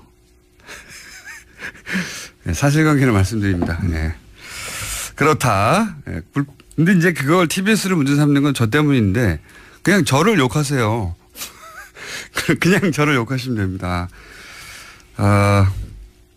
아니면 여기 출연해서 얘기하면 되잖아요. 출연 다들 하신 분이에요. 아니요. 아니, 그러니까 뭐 홍준표 대표도 여기 한번 출연하고. 아니, 지금 문제 삼는 분들이 예. 예, 출연 다들 많이 하신 분들입니다, 여기서. 예.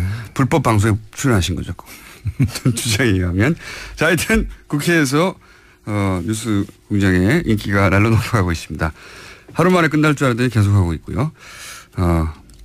TBS 사장님은 곤혹스러워하고 있습니다. 알바 아닙니다, 저는. 뉴스 공장만 잘 되면 됩니다, 저는.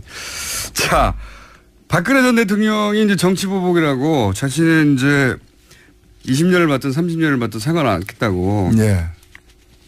상관 않으시는 분의 그동안의 행태는 아니었어요, 사실. 예. 이번에 발표한 걸 보면은 본인이 직접 썼다고 하는 거 아니에요.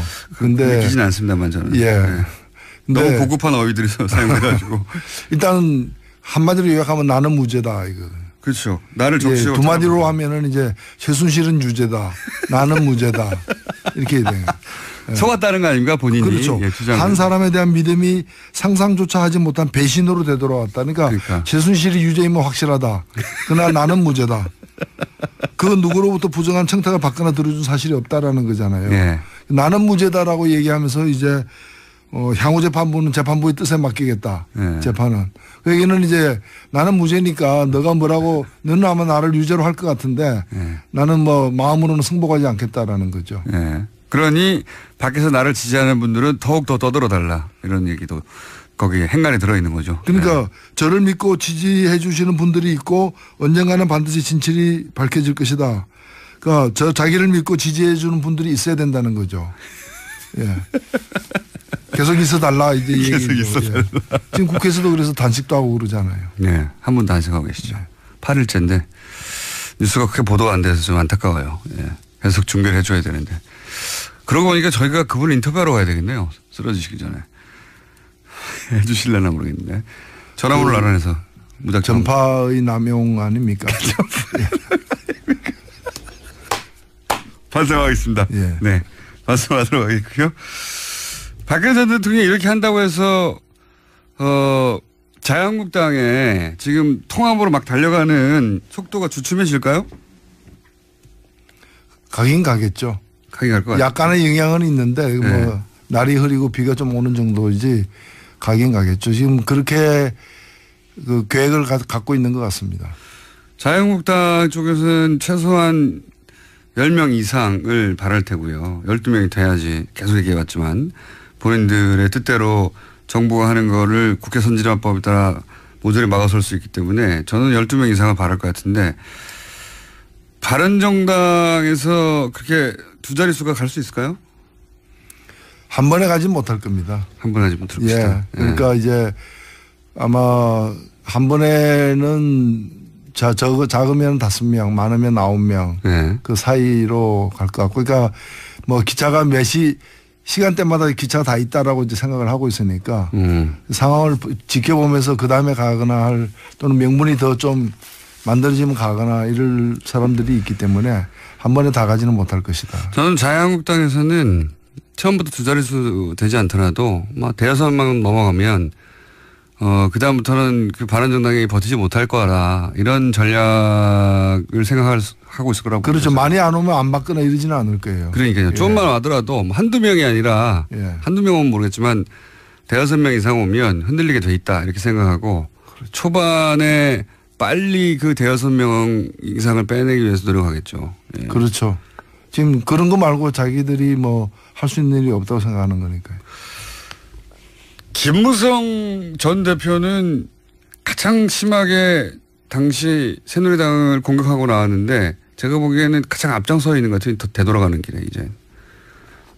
거의 제가 보기엔 백기투항하고 있는 수준인 것 같은데. 그렇게 안 보십니까? 네.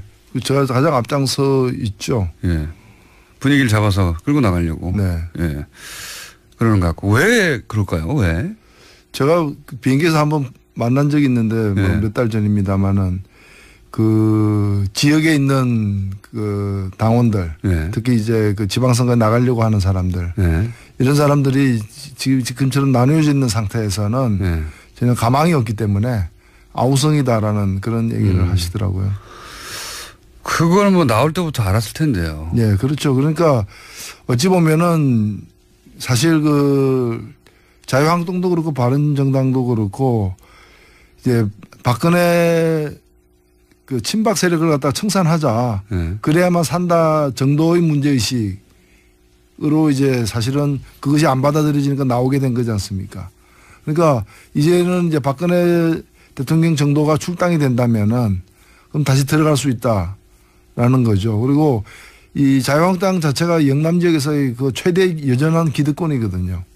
기득권이기 때문에 좀 새로운 보수 철학으로다가 좀 혁신된 그런 어떤 노선으로다가 정치를 새롭게 하겠다라는 의지보다는 기존의 그 기득권에 기대어서 뭐 정치 생명을 또 연장하겠다라는 생각이 더 크다 보니까 지금 이제 박근혜 전 대통령 출당 문제 하나 이외에는 다른 게 문제가 안 된다고 이제 여겨지는 것이고 그런 거죠.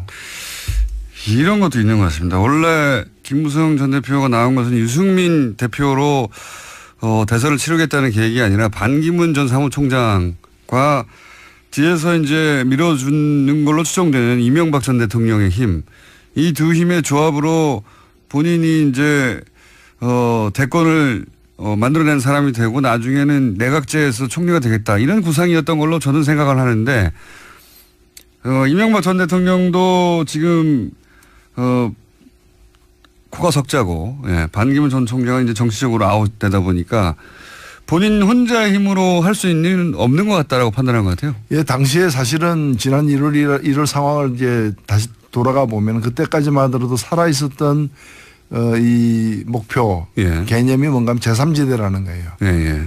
그리고 나중에는 신기루 존재하지 않는 걸로 이제 확인됐지만 그 제3지대에서 이러저러한 그냥 정상적인 대통령 선거에서 이길 가능성이 거의 없어 보이는 사람들이 다 모여가지고 이제 그 제3지대로 모이자고. 반기문을 중심으로 모이자는 게 김무성 전 대표 생각이었던 거고. 그리고 안 되면은 뭐 그때 이제 뭐 많은 사람들은 반기문 중심으로 했고 어떤 사람은 또 자기 중심으로.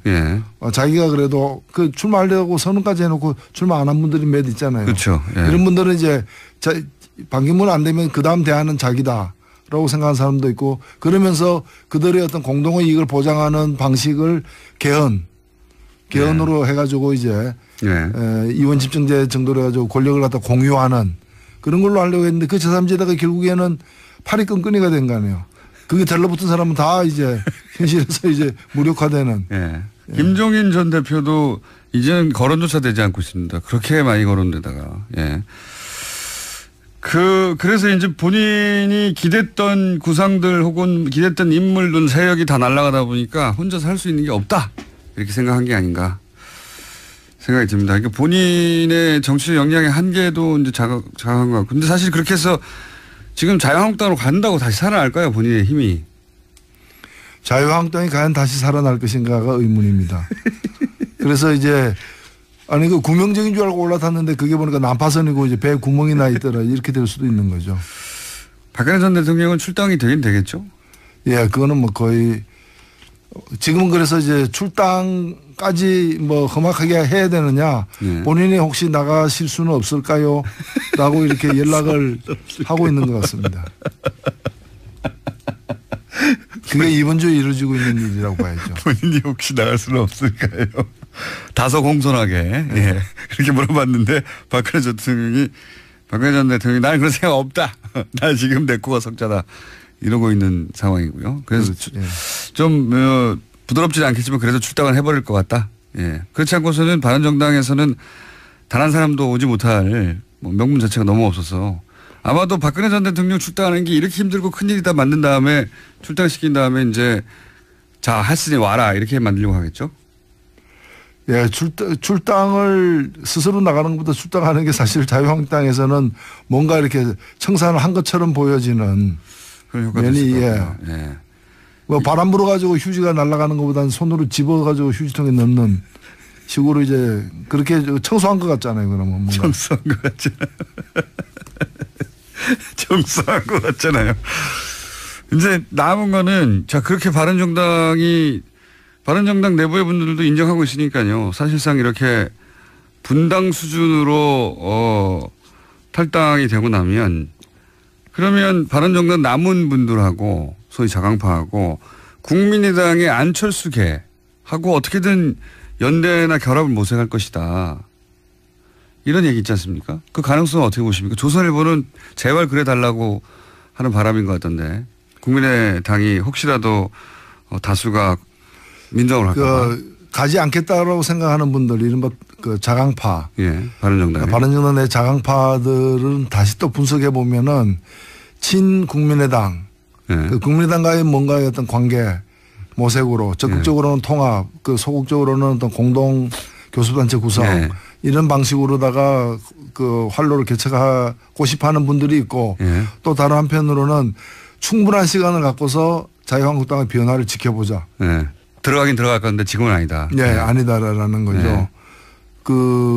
이제 그런 분들이 또 있습니다. 그러니까 그 같지 않은 거죠. 그래서 만약에 남는다고 일부가 간다고 해서 나머지가 다 빠른 시일 내에 국민의당과 어떤 관계를 모색한다는 것은 사실은 그렇게 현실적이지 않다고 봅니다. 그렇지만 이제 국민의당 입장에서는 거꾸로 이삭줍기를 하려고 예? 당연히 노력하지 않겠습니까? 그렇죠. 그리고 국민의당은 특히 국민의당의 이제 그 주류들 예. 같은 경우에는 일단 대통령 선거를 다음 대통령 선거를 의식하고 모든 걸 지금 예. 이제 하려고 하고 있기 안철수 때문에 대표 중심으로 예. 결국에는 다음 대통령 선거 때 자유한국당에서 후보를 제대로 된 후보가 나올 가능성이 적다라고 보고 자유한국당의 지지까지 받는 범보수연합의 예. 후보가 되고 싶어하는 경향이 날이 갈수록 진해지지 않을까. 안철수 예. 대표가 그런 점에서 이 바른정당을 본다는 거죠. 왜냐하면 지금은 바른정당하고 어떤 관계를 바른정당하고 국민의당 사이에 다리를 놓을까 말까 하고 있지만 다리를 놓았는데 가보니까 그 바른정당이 또 자유한국당하고 다리가 이미 있더라. 예. 이게 지금 하나의 섬과 섬을 잇는 거지만은 결국에는 이 두 개가 이어질 때 또 다른 섬하고도 이어질 수 있는 예. 결국에 어찌 보면 바른정당이라는 게 자유한국당하고의 거래를 하는 데 있어서의 중간 어떤 교두보로 예. 이렇게 의미가 있을 수 있다라고 보는 게 아니냐. 예. 그렇게 보시는 거군요. 예. 그래서 국민의당에서 그 바른정당을 갖다가 이렇게 가볍게 보지 않을 거라고 봅니다. 그거는 그 20명 예. 혹은 이제 떠나고 남은 뭐 열 몇 명 이 중에서라기보다는 이게 결국에는 그 자유한국당으로 원래는 이게 육지였는데 이제 어떻게 하다 보니까 바다에 섬이 된 예. 그런 땅이라는 거죠. 바른정당이. 그러니까 자유한국당에 가 있는 보수 지지 세력도 끌어서 본인의 지지 기반으로 만들고 싶어하는 욕망이 있다. 예. 그렇기 때문에 그런 의미에서의 바른정당의 소용, 예. 그 쓰임새가 있다는 거죠. 중간지대로서. 네. 그 중간에 우리가 바른정당 끌어가는 거 보면 우리는 보수까지도 다 포함할 수 있는 그런 정치 세력이다라고 주장하고 싶은 안철수계가 있는 것이고 또 그러니까 이런 거죠. 뭐 내가 보수로 전향했다가 아니고 네. 아니 뭐 보수도 나를 지지하네. 네. 뭐 이렇게 되는 거죠. 자 그러면은 정의당의 국감 전략은요?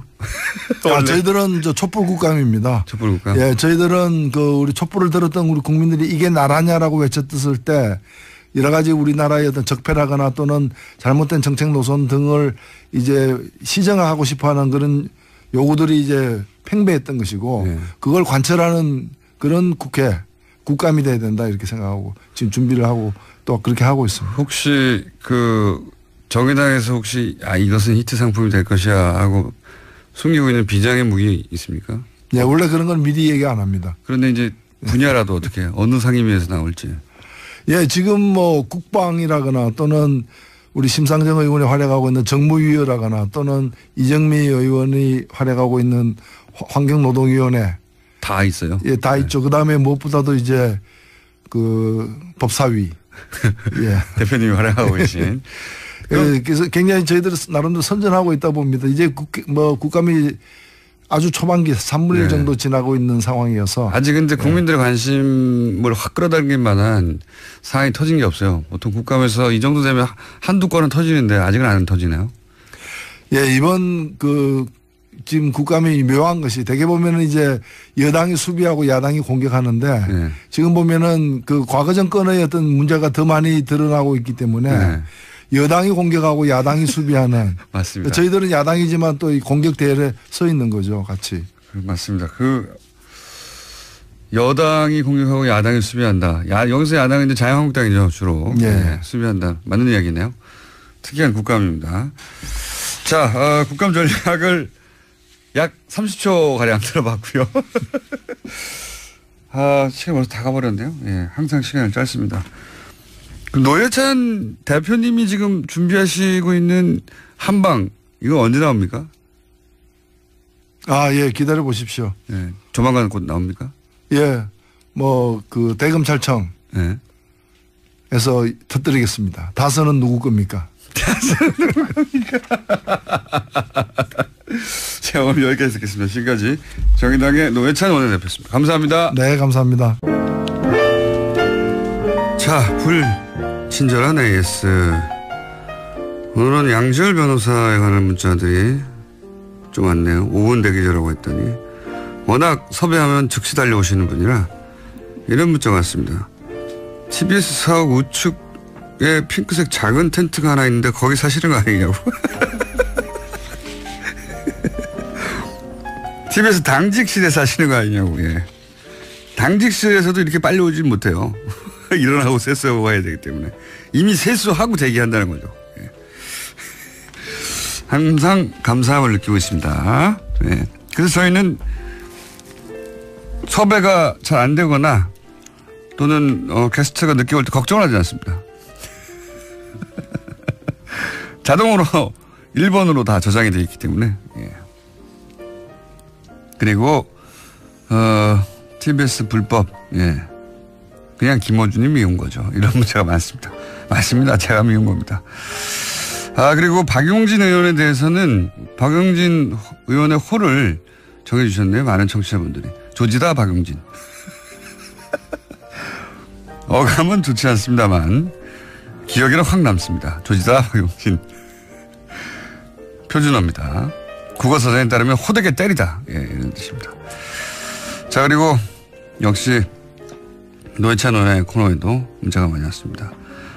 남태령 고개 얘기했는데, 예, 의왕구치소 가기 전에, 남태령 고개가 있거든요. 예, 근데 이제 거기 사시는 분인가 봐요.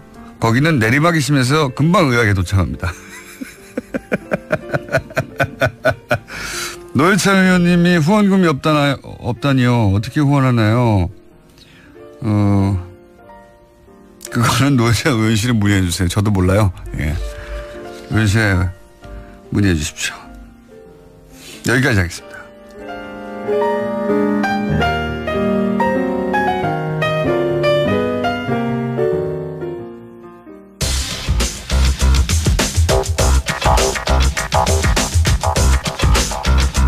자, 많은 분들이 굉장히 좋아한다고 알려진 걸로 해달라고 원정우 씨가 맨날 부탁해가지고 맨날 문자가 아침부터 오는 시간입니다. 자, 오늘 주제가 뭡니까?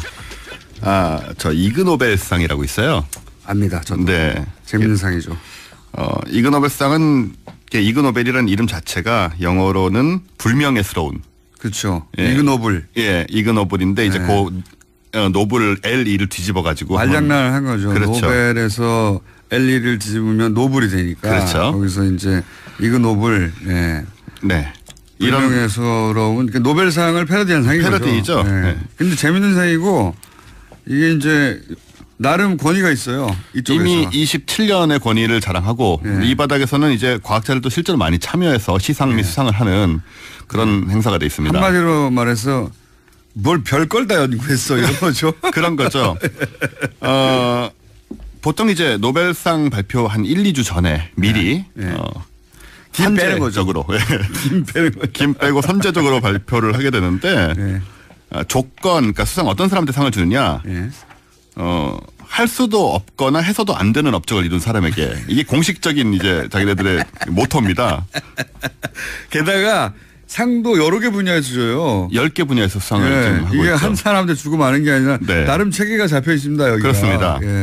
이게 이제 기본적으로 내부에서는 웃겨야 되고 그러면서도 뭔가 생각할 거리가 있으면 좋다. 네, 그렇죠. 뭔가 한 번 웃고 의미까지 있으면 좋다 이런 거죠. 네, 그런 관점에서 이제 27년째 주고 있는데 이그 노벨상 위원회가 있어요. 이 사람들은 절대로 모여서 회의 같은 건 하지 않고요. 그냥 이제 서로 자기를 추천하기도 하고 뭐 그런 식인데 일설에 따르면은 여기에 뭐 노벨상 수상자도 포함되어 있습니다. 심지어 진짜 노벨상. 그리고 과학자들, 기자들 이런 사람들이 모여서 추천을 하고 추천을 받고 이런 다음에 일설에 따르면은 최종 선정은 길에 나가서 지나가는 사람들을 붙잡고 물어본대요. 정확한 얘기는 아닌데. 뭐가 제일 웃기냐. 네, 그런 식으로 해서 최종 선정을 한다는 얘기가 상을 있고. 만든 사람도 가공인물이에요. 네.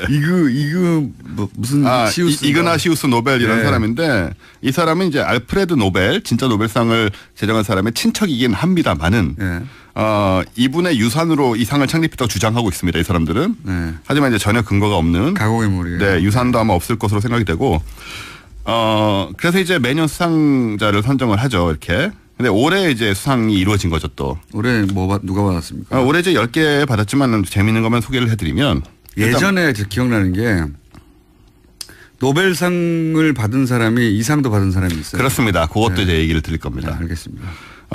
올해 물리학상이 무척 흥미로운데 고양이가 고체임과 동시에 액체라는 주장을 펼친 프랑스 연구가가 받았습니다. 근데 이 상의 재미있는 점은 항상 논문이 나온다는 거예요. 이런. 이게 몇 마디 하고 마는 게 아니고 정말 과학적인 고증을 한 것처럼 다 나와요. 그렇습니다. 그게 중요한 거죠. 그런 데만 상을 주는 건데 고양이 키워본 분들은 고양이가 고체와 동시에 액체라는 부분에 좀 수긍이 가잖아요. 그 몸의 부드러움이라든가 컵에 쏙 들어간다. 그렇게 따지면 사람도 고체일 수도 있고 액체일 수도 있죠. 컵만 키우면. 그러니까 이분의 훌륭한 점은 이런 부분들 특히 이제 어린 고양이가 나이 든 고양이보다 더 이제 더 액체스럽다는 부분을 나름 수학적으로 증명을 했다는 점이고. 얼마의 컵까지 들어갈 수 있냐. 네, 그런 공식 같은 걸 만들어냈다는 점이 아주 훌륭하다고 할 수 있습니다. 고양이 관절이 얼마까지 꺾인다든가. 이 정도 해야 상을 받을 수 있는 거고요. 그다음에 약학상의 경우에는 얼마나 많은 사람들이 실제로 치즈 냄새를 역겨워하는지를 fMRI를 이용해서 연구를 뇌사진을 찍으면서 이거 실제로 한 겁니다. 이게 농담이 아니에요. 돈도 들었겠네요. 네, 돈도 들었을 것이고 이제 이런 걸 연구를 했고요. 그다음에 올해는 영광스럽게도 한국인 수상자가 또 있습니다. 아, 그래요? 네, 이분은 유체 역학상을 받으셨는데 커피잔을 이제 들고 가잖아요, 머그잔을. 그 컵 안에 커피 흔들림에 대한 연구를 했는데 이분은 심지어는 고등학교 때 쓴 논문이 지금 이제 밝혀져서 수상이 된 지금 이제 대학원생인데 그런 영광스러운 영어로 번역을 나중에 했나 보죠. 네, 뭐 그런가 보죠. 근데 커피잔의 윗부분을 잡고 걸으면 진동수가 낮아져 커피가 넘치지 않는다든가 원통형 보통 잔보다 와인잔에 커피를 넣고 다니면 잘 안 넘친다는 등의 연구를 했던 사람입니다. 누가 그러겠습니까, 근데? 와인잔 형태가 원통형보다 낫다. 그렇죠. 이걸로 이제 올해 이제 영광의 수상을 하셨고 또 가서 이제 시상식에도 참여를 했죠. 이분은 대한민국 한지원 씨고요. 그러니까 순수하게 교포가 아니라 순수하게 한국에서 쓸데없이 이런 걸 연구해가지고 그 고등학교 다닐 때 이런 걸 하고 지금 이제 미국에서 대학을 다니고 계신데 고등학교 때 연구로 연구를 한 거를 미국에 가서 유학하다가 그걸 번역해서 낸다 보군요. 본인이 추천하거나 하지 않았을까라는 생각도 그럴 가능성이 가장 높네요. 네. 그리고 이제 이그 노벨상이 27년이나 되다 보니까 그 정말 역대급 상작들이 있습니다.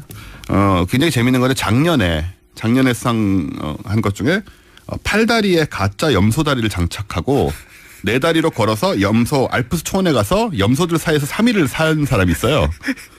연구를 한다고 한 거죠. 이분이 작년에 이제 수상을 하셨는데 시상식에 이러고 나오셨습니다. 근데 목적이 뭐래요? 목적이 염소의 생태 이런 것들 연구하겠다는 건데 이래가지고 또 논문을 내셨고 3일이라는 기간이 좀 짧아서 그러니까요. 한 3개월 정도는 했어야 되지 않나 생각이 들지만 어쨌든 굉장히 괴짜적인 염소들이 그래서 자기를 염소로 봐줬답니까? 그랬다고 합니다. 팔다리 얼굴하고 몸에서 팔다리도 붙이고 여러 가지로 분장을 하고 뭐 냄새도 나게 하고 좀 나름 신경을 썼더라고요. 그래서 이분이 이제 상을 받으셨고 큰 염소로 생각했나 보죠. 네. 그 다음에 근데 그거는 상을 줄만해요. 왜냐하면은 그 관련 연구를 하는 사람들이 실제 그 예를 들어서 동물 연구하면 행태를 네. 예? 동물 행동을 연구하면 거기 들어가서 같이 있어보는 게 그 이상이 어디 있겠어요. 예, 그러기도 하죠. 근데 이제 이렇게까지 하는 사람들이 또 흔하지 않다 보니까 염소가 이제 그 벼랑에 사는 염소라든가 그런 염소들이 있는데 생명을 걸었을 수도 있겠네요. 예, 그리고요. 그 다음에 이건 사실인지 모르겠는데 그 왼쪽으로 몸을 기울여 보면 에펠탑이 작아 보인다라는 연구가 있습니다. 네덜란드 에라스무스 대 심리학과 교수가 낸 논문이었고요. 이런 게 상을 받은 적이 있고. 가서 한번 해보십시오. 혹시 파리 쪽 가실 분들은.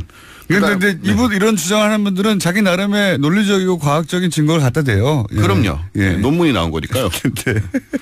그리고 논문을 냈다는 게 중요합니다. 여기서 주장만 하는 게 아니라. 그냥 뭐 한 줄로 말한 게 아니고. 이 과학자들이 보고 그럴듯하다고 상을 줘야 되는 거예요. 그리고 대부분 내는 사람들이 이제 박사학위자들이죠. 그러니까요.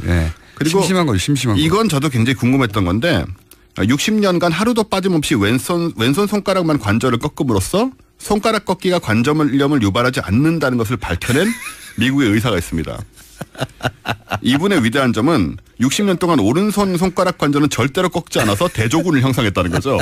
그래서 실제 관절이 큰 차이가 전혀 안 난다라는 거를 아무리 꺾어도. 양쪽 관절 사이에 크기가 차이가 난다든가 그런 건 없고요. 예, 그런 얘기는 아마 관절염만 연구하였다. 예, 관절염만 60년 동안 이제 살신 성인의 어떤 그런 임상 실험이라고 할 수 있죠. 그 다음에는 1만 5천 년 전에 고대인이 그린 그 메리어리스 동굴 벽화라는 게 있는데 이거를 낙설하면서 지우고 거기다 그래비티를 그린 프랑스의 보이스카우트 단체가 있습니다. 이 굉장히 큰 문제였고요. 이분들 고고학상을 수상하셨습니다. 고고학상.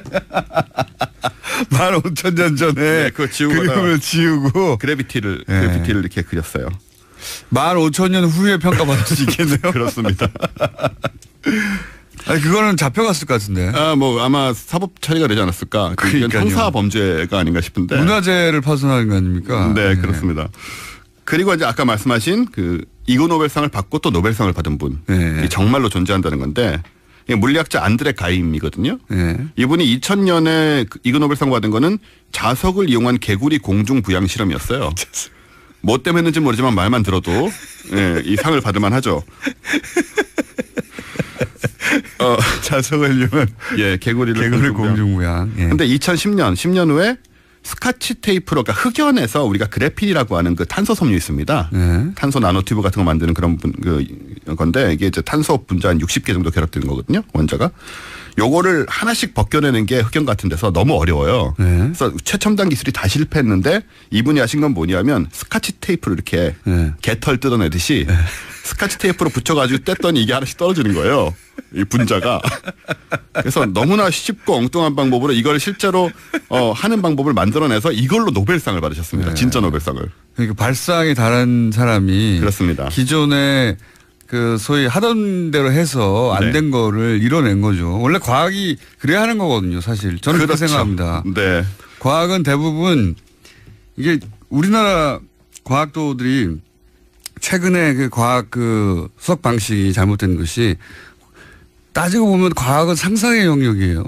입증되기 전까지는 상상력의 영역이고 추론의 영역이고 괴짜 같은 방식으로 접근해야 되는 영역인데 이거 수학자라고 그래서 되는 게 아니거든요. 그러니까 학교에서 오래 있다 보면 그게 이제 경직되기 쉬운데 사실 이그 노벨상이 그런 걸 좀 자극하자는 그런 의미도 원래 있고요. 네. 그래서 역대 사실 한국 수상자를 조금 말씀드리면 예. 지금 이번 한지원 씨까지 4명이 있어요, 사실은. 4명이요? 그 중에 이제 1999년에는 향기나는 양복을 개발한 코오롱의 모 선생님이 받으셨는데. 향기나는 양복. 네. 예.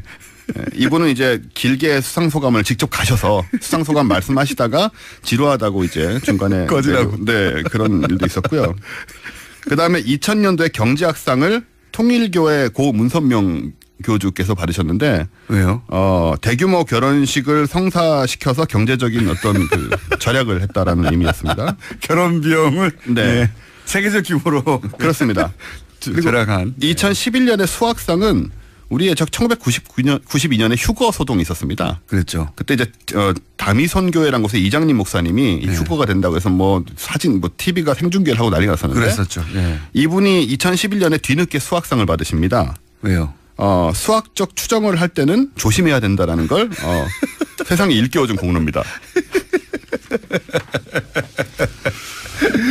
이 수상을 하는 사람들이 훌륭한 겁니다. 그렇죠. 예. 네. 이런 이상한 짓들은 곳곳에서 하거든요. 인간이라는 게 원래 네. 이렇게 뇌를 이렇게 가끔씩 쉬게 해줘야지 되기 때문에. 근데 네. 그걸 다 차단해가지고 시간이 지나고 나서도 수상 영역을 정해서 수상하는 이 사람들이 훌륭한 사람들이에요. 제가 보기엔. 네. 그리고 이 상은 지금 굉장히 커져가지고 1,200명이 관중으로 참여를 하고 있고요. 네. 93년부터 미국 공영 라디오에서 북미 전역에 중계를 하고 95년부터는 인터넷 생중계까지 하고 있어요. 상은 뭡니까? 상은 보통 안 주는데 자비 네. 모든 게 자비 부담이지만 한 번씩 2013년에 10조 달러를 준 적이 있습니다. 뭘로요? 짐바브웨 달러인데요. 짐바브웨 달러. 당시 미국 달러로 환산하면 약 4달러였다고 합니다. 2013년에는 1나노미터로 자는 황금 벽돌을 준 적도 있는데 1나노미터 황금 벽돌. 예, 물론 검증되지 않습니다. 존재하는지. 원정호 씨였습니다. 감사합니다. 감사합니다. 내일 뵙겠습니다. 안녕. 안녕하세요. 김호준입니다. 국정원 개혁위가 어제 밝힌 바에 따르면 추명호 전 국정원 국장은 최순실의 비리 사실을 알고도 상부에 보고하지 않았다고 하죠. 추 전 국장과 최순실의 커넥션을 짐작케 하는 대목입니다. 또한 추 전 국장은 이석수 전 청와대 감찰관이 우병우 전 민정수석을 감찰하자 오히려 이 전 감찰관의 동향을 우 전 수석에게 직보했다고 합니다. 추 전 국장과 우병우 전 수석의 커넥션을 여기서는 알 수 있습니다. 남은 건 최순실과 우병우의 커넥션. 최순실이 작성한 우병우 전 민정수석 청탁용 인사 파일이라는 제목의 문건이 올해 2월 특검에 의해 발견된 적이 있습니다. 이 문건에서 우리은행장이 거론이 되죠. 그리고 추 전 국장은 이 문건이 작성되기 한 달 전 우리은행장 비리 첩보를 수집해서 이를 우병우 전 민정수석에게 직보합니다. 최순실의 관심사가 추 전 국장에 의해 수집되고 이게 우병우 전 민정수석에 직보되고 최순실은 그와 관련한 인사 파일을 우 전 수석에게 보내고 이 정도까지 왔는데 우병우 전 수석과 최순실의 관계를 못 밝혀내면 그건 검찰이 바보거나 아니면 봐주거나 둘 중 하나죠. 그렇기 때문에 다스는 누구 겁니까? 김호준 생각이었습니다.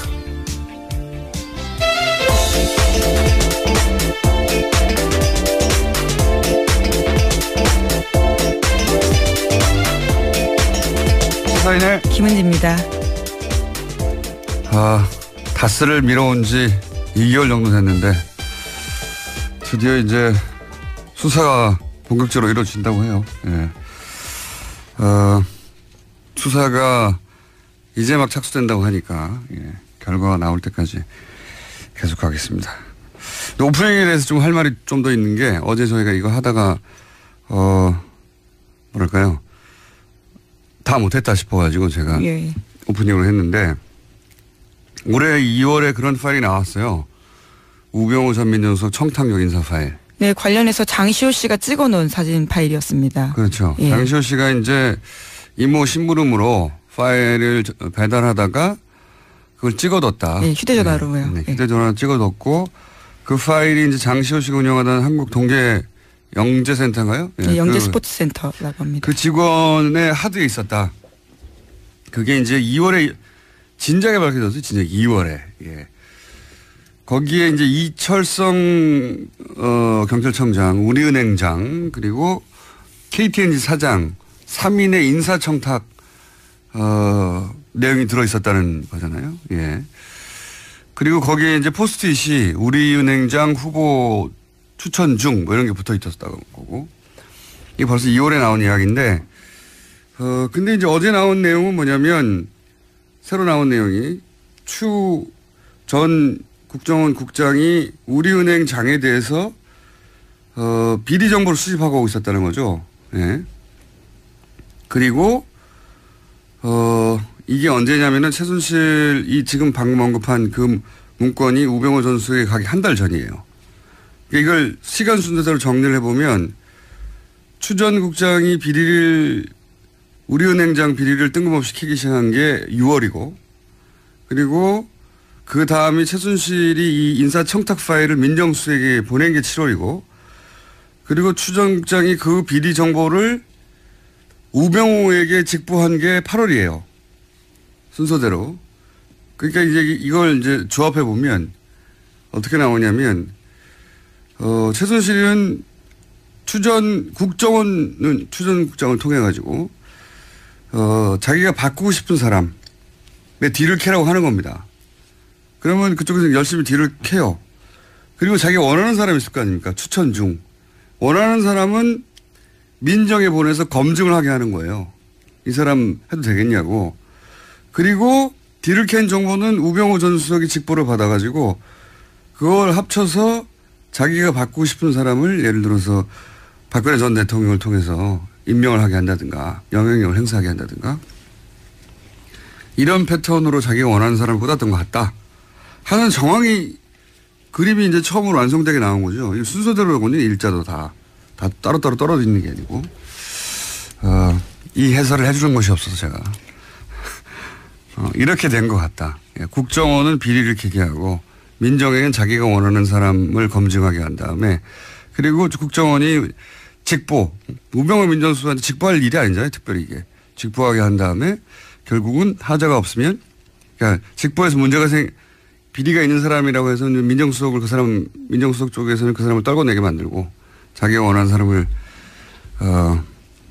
박근혜 대통령을 통해서나 그 압력을 통해서 임명하고 이렇게 한 것 같아요. 본인이 대통령이었던 거죠. 국정원과 청와대를 모두 이용해서 네. 정보를 갖고 사람을 심고. 그 추 전 국장이 우병우 전 민정수석에게 직보를 한 이유는 최순실 씨한테는 아무런 그 공권력이 없었기 때문에 직접적으로는 자기가 그걸 보고를 받아봐야 그걸 가지고 누굴 때릴 수는 없잖아요. 그러니까 비리를 캐게 하는 것은 하게 하되 그 비리의 결과는 민정수석한테 보고하게 하는 거죠. 그리고 자기는 원하는 사람을 민정수석한테 보내가지고 검증하게 하고 아주 패턴이 딱 나온 것 같은데 이건 아직 해설하는 사람이어서 주시한 내용인데 해설 한번 해봤습니다. 이렇게 된 것 같다. 예, 일자가 나오거든요 지금 6, 7, 8. 자. 첫 번째 뉴스가 오래 걸렸습니다. 첫 번째 뉴스는요? 네, 전직 세월호 특별조사위원회 부위원장의 내부 고백이 있었습니다. 일종의 폭로인데요. 박근혜 전 대통령의 세월호 7시간 행적을 조사하지 말라는 지시를 박근혜 청와대에서 받았다라고 밝혔습니다. 현재 대한법률구조공단 이사장인 이현 씨의 발언인데 어제 국정감사장에서 한 이야기입니다. 그때 이제 당시 새누리당 쪽에서 특조위에 있는 사람들은 특별조사위원회가 아니라 특별방해위원회였어요, 완전히. 조사를 철저하게 방해하는. 근데 그 중에서 이제 부위원장이 7시간 행적 조사하지 말라는 지시를 받았다는 건데 이게 이제 미국이나 일본은 국가 정상 일정을 모두 공개하거든요. 분 단위로도 공개합니다. 네. 그리고 당일 무슨 특별한 게 없잖아요. 무슨 그 비밀 유지해야 되는 일정이 있었던 것도 아니고 숨길 게 없으면은 이렇게까지 할 이유가 없는 거 아니겠습니까? 당연히. 그냥 뭐 몇 시에 보고받아서 몇 시에 조치하였다. 이러면 될 일인데 특조위 부위원장한테 수석이 둘이 나와가지고 절대로 안 된다고 펄펄 뛰었다는 거는 막아야 했다는 거죠. 막아야. 네, 그래서 실제로 그때 막는 기자회견들을 했었습니다. 막는 역할들을 철저하게 했었었고요. 네. 실행됐습니다. 이게 뭐라고. 예. 이게 뭐라고 막았겠어요. 숨길 게 있었다는 거죠. 예. 실제 며칠 전에도 얘기했지만 9시 30분으로 이제 보고받은 걸 10시로 고쳤다는 거 아니겠습니까? 예. 그때는 사실 10시 15분 이 정도 되면 아점 먹을 시간이에요. 이미 다 일어났어야 되는 시간인데 그때 보고를 받고 45분간이나 무슨 조치를 그럼 이렇게 하세요라는 조치를 하는데 45분이 걸렸다는 거잖아요. 사실 10시 15분에 통화했는지도 확인이 안 되고 있어요. 네, 그냥 서면 보고입니다. 10시에 네. 국가안보실에서 보고를 받았다라는 내용이고요. 네, 이게 진짜로 무슨 조치가 내려왔는지도 확인이 안 되고 있고요. 저는 9시 반에 보고를 받은 것도 이게 최초인지도 확인해 볼 필요가 있다고 봅니다. 이게 청와대에서 세월호 관련해서 세월호뿐만이 아니지만 특히나 세월호 관련해서는 뭐 하나 사실인 게 없기 때문에 현재까지 예. 이 시간 동안 뭘 했는 건지 도대체. 딱 하나 물증 나온 건 12시 즈음에 최원영 복지수석과 통화한 내용 하나 있습니다. 그건 통화 이제 기록이 예, 통화 기록이 나온 거고 나머지는 통화 기록을 제출하니까 없다는 거 아닙니까? 그렇죠. 통화를 안 한 거로 보여요, 저는. 그렇지 않다면 진작에라도 억울해서라도 냈겠죠. 나온 게 없습니다, 이때까지. 예. 탄핵 국면에서도 계속해서 아무것도 내놓지 않아서 있으면 나왔어요, 벌써. 예, 헌재에서조차 이야기를 했었습니다. 아무것도 제출하지 않았거든요. 달라고요. 예. 그날 연락이 안 된 겁니다, 이거. 그렇게밖에 생각할 수가 없어요. 이렇게까지 많은 사람이 혹은 자신의 탄핵이 걸렸는데도 있으면 다 진작에 내놨죠. 아무것도 못 내놓잖아요. 그래놓고 이제 저녁에 처음 나타난 거죠. 네, 5시 넘어서 나타났습니다. 그래서 이제 아이들이 구명조끼 입고 있는데 그렇게 찾기가 어렵나요? 이게 첫마디 아닙니까? 굉장히 황당한 발언을 한 거죠. 그때까지 상황 파악도 안 되고 연락도 안 된 거예요. 그렇게 생각할 수밖에 없는 겁니다. 그러지 않고서 이럴 수가 있느냐. 그리고 그러지 않고서 7시간을 이렇게까지 막았겠느냐. 그날 하루 종일 뭐 딴 거 한 겁니다. 라고 저는 생각합니다. 그렇지 않고서야 진작에 억울함을 풀기 위해서라도 통화 기록이 뭐고 다 내놨겠죠. 예. 나오는 게 없잖아요, 지금. 예, 그래서 그때 7시간 조사하겠다고 했을 때도 세월호 특조위를 향해서 청와대에서는 근처에도 얼씬도 못하게 하겠다 이런 이야기를 했었다라고 합니다. 국가 권력을 총동원해서 대통령의 당일 행적을 막아야 되는 거예요. 밝혀지는 게. 그래서 심지어 새누리당에서 임명한 특조위 부위원장조차도 이렇게 생각했다라는 건데요. 드러나서는 안 되는 이유, 대통령에게 흠이 될 만한 사유가 있구나라고 느꼈다고 이야기했습니다. 아니 그건 뭐 무슨 어려운 추론인가요 이게?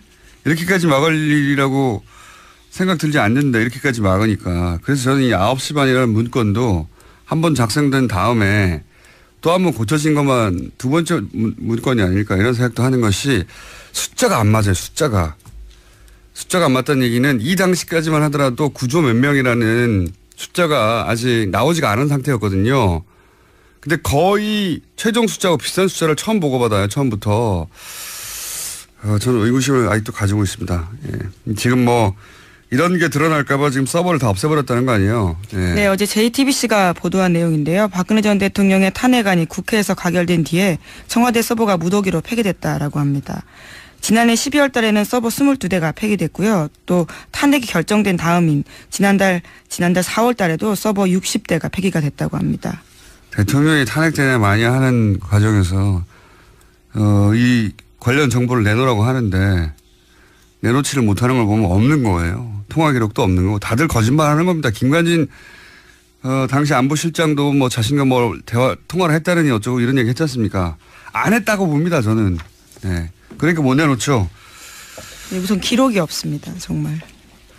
통화를 했는데 기록이 있으면 동어 반복인데 하여튼 예. 갑자기 승질이 나가지고요. 당시에 세월호 특조위 가지고 얼마나 말들이 많았어요. 예. 이거 그리고 세월호 유가족들이 지금 무리한 거 요구한다고 조중동을 비롯해서 얼마나 난리 쳤습니까 유가족한테. 그때 소위 세금 도둑이라는 프레임으로서 엄청나게 공격을 해댔었습니다. 조중동은 가만히 있나요? 자기들 잘못한 건 고백 안 하나요? 자 다음 순요. 네, 문무일 검찰총장이 어제 기자회견을 했는데요. 이명박 전 대통령에 대한 수사 가능성을 시사했습니다. 어제 기자간담회에서 이 전 대통령도 수사 대상이냐라는 기자들의 질문에 이렇게 답했습니다. 수집된 증거를 갖고 검찰이 외면하기는 어려울 것이다. 수사 대상에 한정이 있는 것도 아니다라고 말했습니다. 그러니까요. 이제 검찰총장도 법무부 장관도 이렇게 나오는 걸 보면은 이명박 전 대통령 수사하겠다 하겠다는 거죠. 예, 될 것 같아요. 예. 될 것 같고 어제 문무일 총장이 한 말 중에 개인적으로 굉장히 중요하다고 생각하는 멘트는 이겁니다. 그 과거 이뤄진 수사들이 이제 다시 하나둘 다시 한번 들춰지고 재수사되고 있다. 그러니까 검사가 사건 처리한 이후에도 혹은 퇴직한 이후에도 계속해서 자기가 한 수사에 대해서 명예가 손상될 수도 있는 일이라고 생각할 수밖에 없다. 이제는 이게 잠시 정권에 충성하면 출세하고 다시 되묻지 않고 그게 반복되어 오다 보니까 정권 시킨 대로만 했잖아요. 근데 이 말이 맞는 말이거든요. 지금 7년, 8년 전에 했던 수사들이 다시 들춰져가지고 그때 누구 봐준 거 아니냐고. 네, 털어줬다라는 비판을 아주 많이 샀습니다. 저는 그래서 이 적폐청산 단어가 점점 좀 지겨워지는 단어이긴 합니다. 단어 자체는 좀 바꿔야 되겠어요. 적폐 말살이라든지 뭘로. 근데 이게 굉장히 중요한 것이 이번 정부에서 이걸 제대로 해야지 앞으로 어떤 정부도 불법적으로 뭔가 검찰을 통해 가지고 자기 뜻대로 시키고 이렇게 못하게 되는 거거든요. 검찰이 안 하게 되는 거죠. 이거 내가 지금 했다가 5년 있다가 10년 있다가 15년 있다가 혹은 퇴직하고 나서라도 계속 쫓아와서 자기 명예를 손상을 입히고 다시 자기가 책임을 져야 될 일이 생길 수 있잖아요. 그래서 철저해야 된다고 봅니다. 철저히. 네, 그러기 위해서는 검찰 조직 스스로 반성과 개혁도 해야 됩니다. 과거에 그런 식으로 제대로 사건 수사 못했으니까 다시 하는 거잖아요. 반성을 해야 되는데 네. 예, 당연히 스스로 반성하기는 어렵거든요. 네, 그래서 이 과거에 잘못된 수사들 혹은 뭐 정권이 만들었던 수사들 결과 반드시 다시 되짚어서 뭘 또 하냐고 하는 얘기 하지 말고 다시는 못하게 해야 돼요. 그래서 내가 잠깐 정권에 충성했다가 두고두고 평생을 고생하는구나. 이런 걸 실감해야 그렇게 안 하죠, 이제. 예. 오늘 이렇게 아이템이 진행이 안 되나? 다음 뉴스는 뭡니까? 짧게 할게요. 네, 검찰은 백남기 씨 사건 관련해서요. 700일이 넘은 어제서야 경찰의 물대포가 사망 원인이라고 결론 내렸습니다. 관련해서 경찰 4명을 불구속 기소했는데요. 하지만 함께 고발됐던 강신명 전 경찰청장에 대해서는 무혐의 처분 내렸습니다. 저는 강신명 전 경찰청장이 현장에서 지휘감독을 하지 않았고 그렇기 때문에 직접적으로 법리적으로 이제 적용하기 어렵다는 건 알겠어요. 그런데 지금 700일이 걸렸잖아요. 실제 물대포가 원인이라고 결론 내리는데 그게 700일 걸리는데 전 경찰청장이 역할을 했어요. 당연히 어떻게든 막았겠죠. 이거에 대한 책임을 물어야 된다고 봅니다. 예. 이 당시 현장 지휘감독 책임을 물을 수 없는 거는 따지고 보면 그럴 수도 있어요. 없었고 도의적인 책임이나 뭐 지휘감독의 책임 묻기 직접적으로 어울 수는 있는데 그걸 막은 건 이 양반한테 책임을 물어야죠. 그 대목에 대해서 다시 수사가 이루어지거나 혹은 뭐 고발이 다시 이루어지거나 할 수도 있을 거라고 봅니다. 저는. 지금은 이제 지휘감독에 대한 책임을 물었다고 보면. 네, 하지만 당시 최고 지휘부이긴 했습니다. 강신명 전 청장 같은 경우에. 그래서 뭐 예를 들어서 최고 지휘부로서 책임을 지고 사퇴한다 뭐 이런 책임을 보통 묻긴 하는데 그게 아니라 법적인 책임을 물을 때 어떻게 700일이나 걸렸느냐. 예. 이 책임은 저는 전 경찰청장이 져야죠. 예. 그 대목에 대해서는 누군가가 또다시 그 질문을 하게 될 거라고 봅니다. 다음 뉴스는요. 네, 지난해 10월 달에 고용주 방송문화진흥회 이사장이 김기춘 전 대통령 비서실장과 호화 골프 회동을 했다라는 보도가 나왔습니다. 이 과정에서 고 이사장 등은 김영란법 위반을 했다라는 의혹도 제기되는데요. 어제 MBC 노조에서 기자회견을 했습니다. 김영란법보다 더 중요한 거는 최순실 게이트가 올라올 때 김기춘 전 비서실장이 MBC 관계자들을 따로 만났다는 거죠. 핵심은. 예. MBC에서는 최순실 관련 보도가 거의 안 나왔죠. 예. 네, 찾아보기 힘들었습니다. 정말. 그런 상관성이 있지 않겠는가 하는 의혹을 가질 만한 내용이고요. 다음 뉴스는요. 네, 박근혜 정부 초기 국군 기무사령부가 김관진 국방부 장관이 인사 독점한다라는 보고서를 청와대에 올렸다라고 합니다. 그러면서 장관 교체가 최선의 방안이다라는 내용도 있다고 하는데요. 더불어민주당의 이철희 의원이 열람한 문건 내용입니다. 특히 이명박 정부에서 정치권의 영향력자들이 군인사에 개입해서 인사기강의 문란이 자초되고 있다라는 내용도 있습니다. 김관진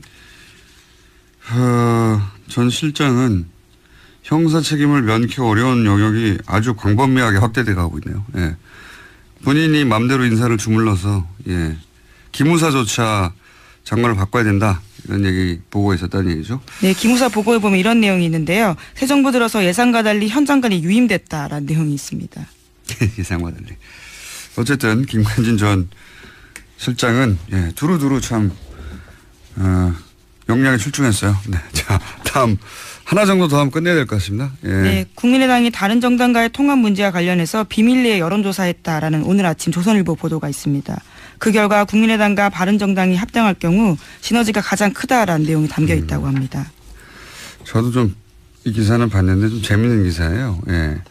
민주당과 국민당이 합칠 경우에는 산수랍보다 작다. 지금 현재 지지율. 당연한 거 아닙니까? 호남에서 지지율도 겹치고 보수층도 빠져나가고 민주당 단독으로 이미 50%대잖아요. 더 올라갈 데가 별로 없어요. 사실은 한 정당이. 그리고 자유하고 바른이 합쳐도 산수랍보다 적다는 거 아닙니까? 당연하죠. 여기서는 또 중도 보수가 빠져나가겠죠. 자유한국당의 극우적인 이미지이기 때문에. 그래서 남는 건 이제 국민의당과 바른당이 합치는 게 낫다 이건데 이건 저는 이제 조선일보가 국민의당이 민주당과 합칠까 봐 걱정이 돼가지고 바른정당과 합치라고 지금 바람잡이 코치해 주는 거예요. 네, 물론 여론조사 결과이긴 합니다. 아니 근데 거기에 대한 분석을 얼마든지 다르게 할 수도 있거든요. 바로 조선일보가 걱정하는 거죠. 지금 국민의당이 민주당과 합당될까 봐. 조선일보 수고하고 있고요. 여기까지 합시다. 시사인의 김은지였습니다. 감사합니다.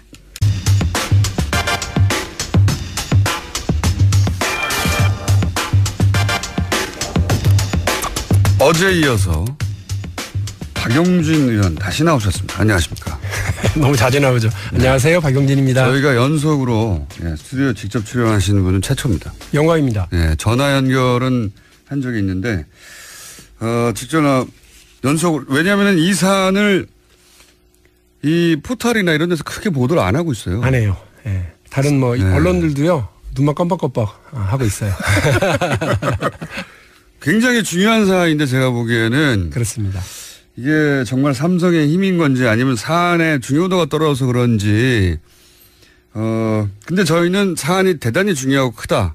왜냐하면 지금 의원님 말씀대로고 그게 제대로 밝혀지고 나면은 조 단위의 세금이 들어오는 거 아닙니까? 네. 그리고 그만큼의 처벌이 삼성한테 갈 것이고 굉장히 중요한 사안인데 그리고 처음으로 밝혀낸 건데 이게 보도를 안 해줘가지고요. 근데 저희라도 떠들라고요. 이제 더 중요한 건 우리는 93년도 이후부터 금융실명제가 되고 있다. 완벽하게 시행되고 있다고 알고 있었어요. 그런데 그렇게 되고 있지 않잖아요. 삼성 그리고 정치인 권력 가진 사람 힘 있는 사람 돈 많은 사람은 다 차명 계좌로 뭔가를 하고 있고 우리 서민들만 가면 뭐 해라 해가지고 서류만 한 10대장에 사인을 해야 계좌 하나 열리죠. 그리고 그렇다고 해도 삼성처럼 누군가가 예를 들어 차명이 있다 하더라도 사조식이나 있겠습니까? 그렇죠. 사조식이나. 큰일이죠. 자, 사조짜리 차명이 있다는 건 이미 밝혀졌어 2008년에. 그렇죠. 근데 이제 그때 어제 내용을 잠깐 요약하면 그때 당연히 세금 내고 벌금 내고 기타 등등 내야 될 거 다 낸 줄 알았어요. 안 냈더라. 그걸 정상적으로 냈으면 거의 사조가 다 털릴 수도 있는 이 털린다는 표현은 어제 의원님 직접 하신 겁니다. 털릴 수도 아니 어제는 까일 수도 있다고 그랬죠.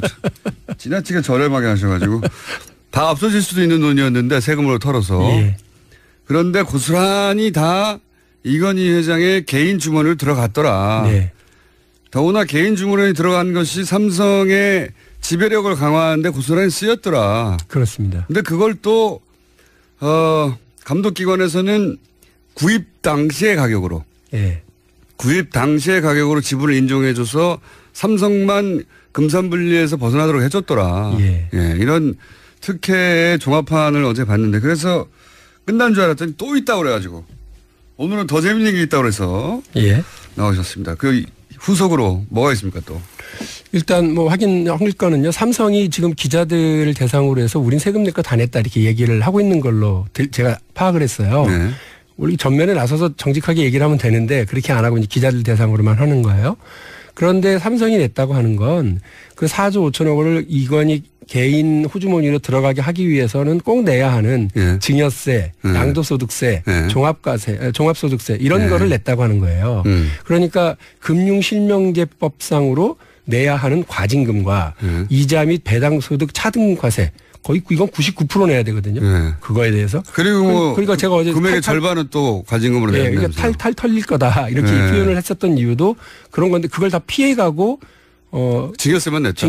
그렇죠. 일부 세금만 낸 거를 다 낸 것처럼 지금 얘기하는 건 맞지 않다 이렇게 말씀을 드리고요. 일단 사실관계 하나. 예. 어제는 금융감독원입니다. 예. 금융감독원은 금융기관, 은행들을 이렇게 관리 감독하는 집행기관인데요. 예. 거기다가 물어봤죠. 2008년도에 나가서 확인했을 때 왜 징계했냐. 그러니까 왜 징계했느냐면 주민등록증 가져온 사람하고 이 돈 주인하고 다르다고 하는 걸 자기들이 알았다는 거예요. 알면서도 계좌를 열어줬대요. 은행이 알고 말면서. 은행이 알면서 했대. 그래서 징계를 265명을 했다. 그러니까 차명인주 뻔히 아는데도 계좌를 개설해 준 것은 금융실명제법 위반이기 때문에 예. 징계를 그때 했다. 예. 예. 그래 잘하셨다. 예. 그런데 그 돈 찾아갈 때는 누가 찾아갔냐 했더니 갸우뚱하더니 저희가 알기로는 삼성 구조분에서 다 찾아갔다. 근데 금융실명제법에는 예. 차명계좌에 이름을 빌려준 명의인이 예. 자기 주민등록하고 도장하고 들고 와서 찾아가야 되는 거예요. 그렇겠죠. 혹은 전환을 해주거나. 예. 근데 그렇게 안 했다고 하는 거를 어저께 금융감독당국한테 확인을 했고요. 알고 있었다는 얘기네요. 예, 그것도 알고 있었고요. 이제 두 번째.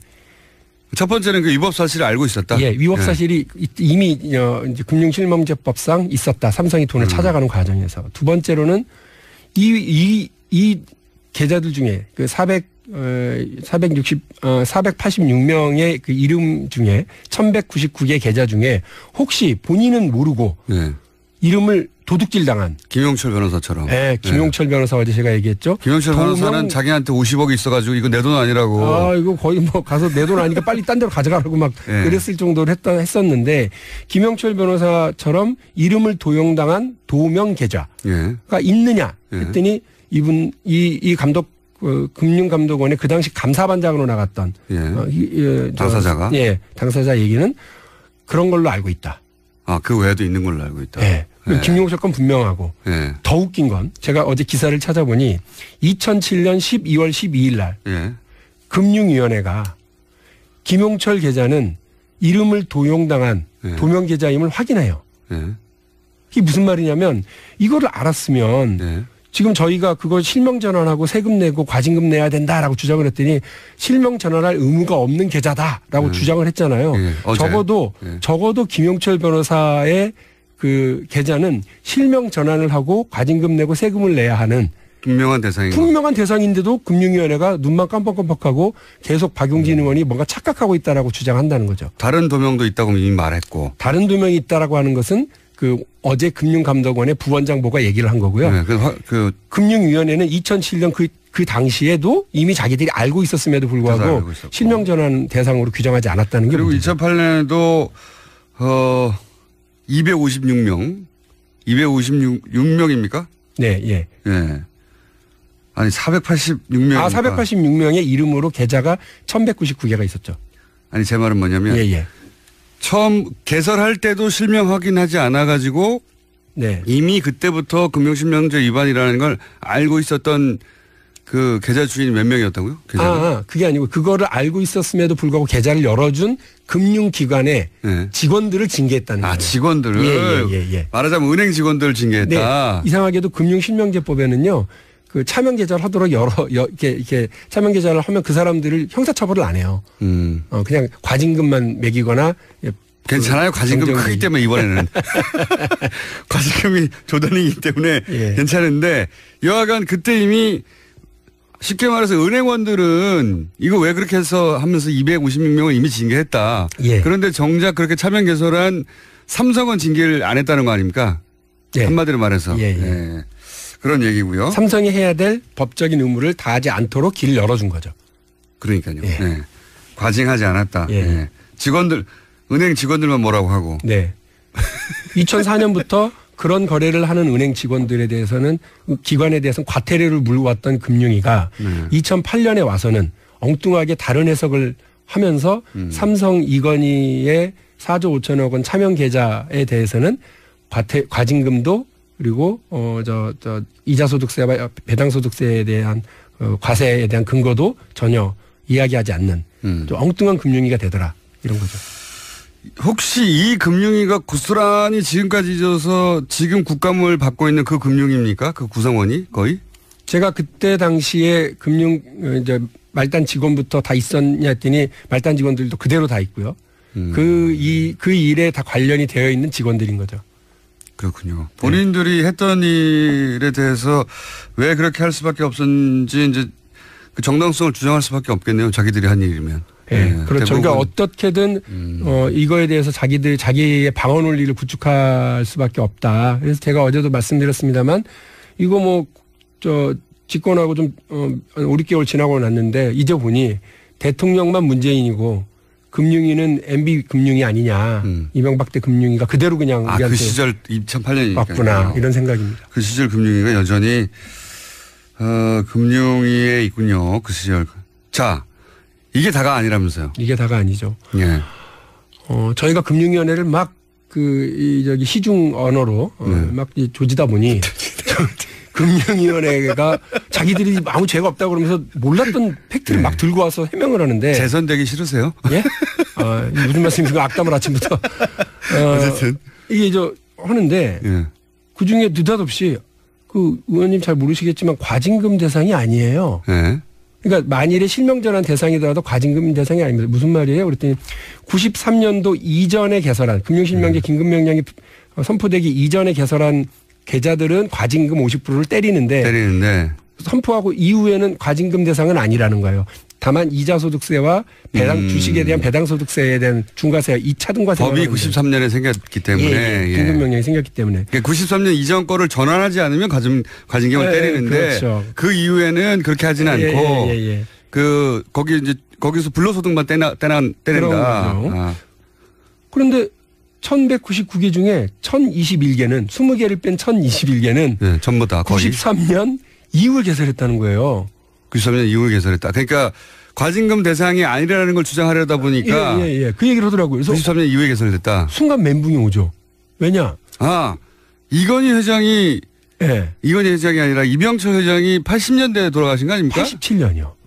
그러니까 근데 이 돈의 근거가 특검과 삼성의 주장이 뭐냐면 이병철 회장이 이건희 회장에게 물려준 상속재산이다. 그렇죠. 그러니까 내 돈이다. 이러고 가져간 거 아니에요. 사망한 이후에 개설됐어. 근데 87년에 사망하신 분이 6년 뒤에 그 돈을 냈다라고 하는 게 과연 타당한 얘기인가라고 하는 의문이 들죠. 그래서 이게 과연 이병철의 상속재산인지를 입증하는 것도 굉장히 큰일이네요. 그렇죠. 삼성 입장에서 어떻게 입증했죠 이걸? 전 모르죠. 특검이 알고 있어요. 근데 이게 상속재산인지에 대한 새로운 의문이 생기고 특검 수사 결과에 대해서도 의구심이 생길 수밖에 없잖아요. 상속재산이 아닌 것 같은데요. 아닐 것만 같은데요. 그래서 지금 저는 이제 그걸 들었던 그 시점에는 멘붕이 와가지고요. 저도 보좌관들도 다 멘붕이 와서 멍하니 있다가 이거 완전 다른 얘기다 지금.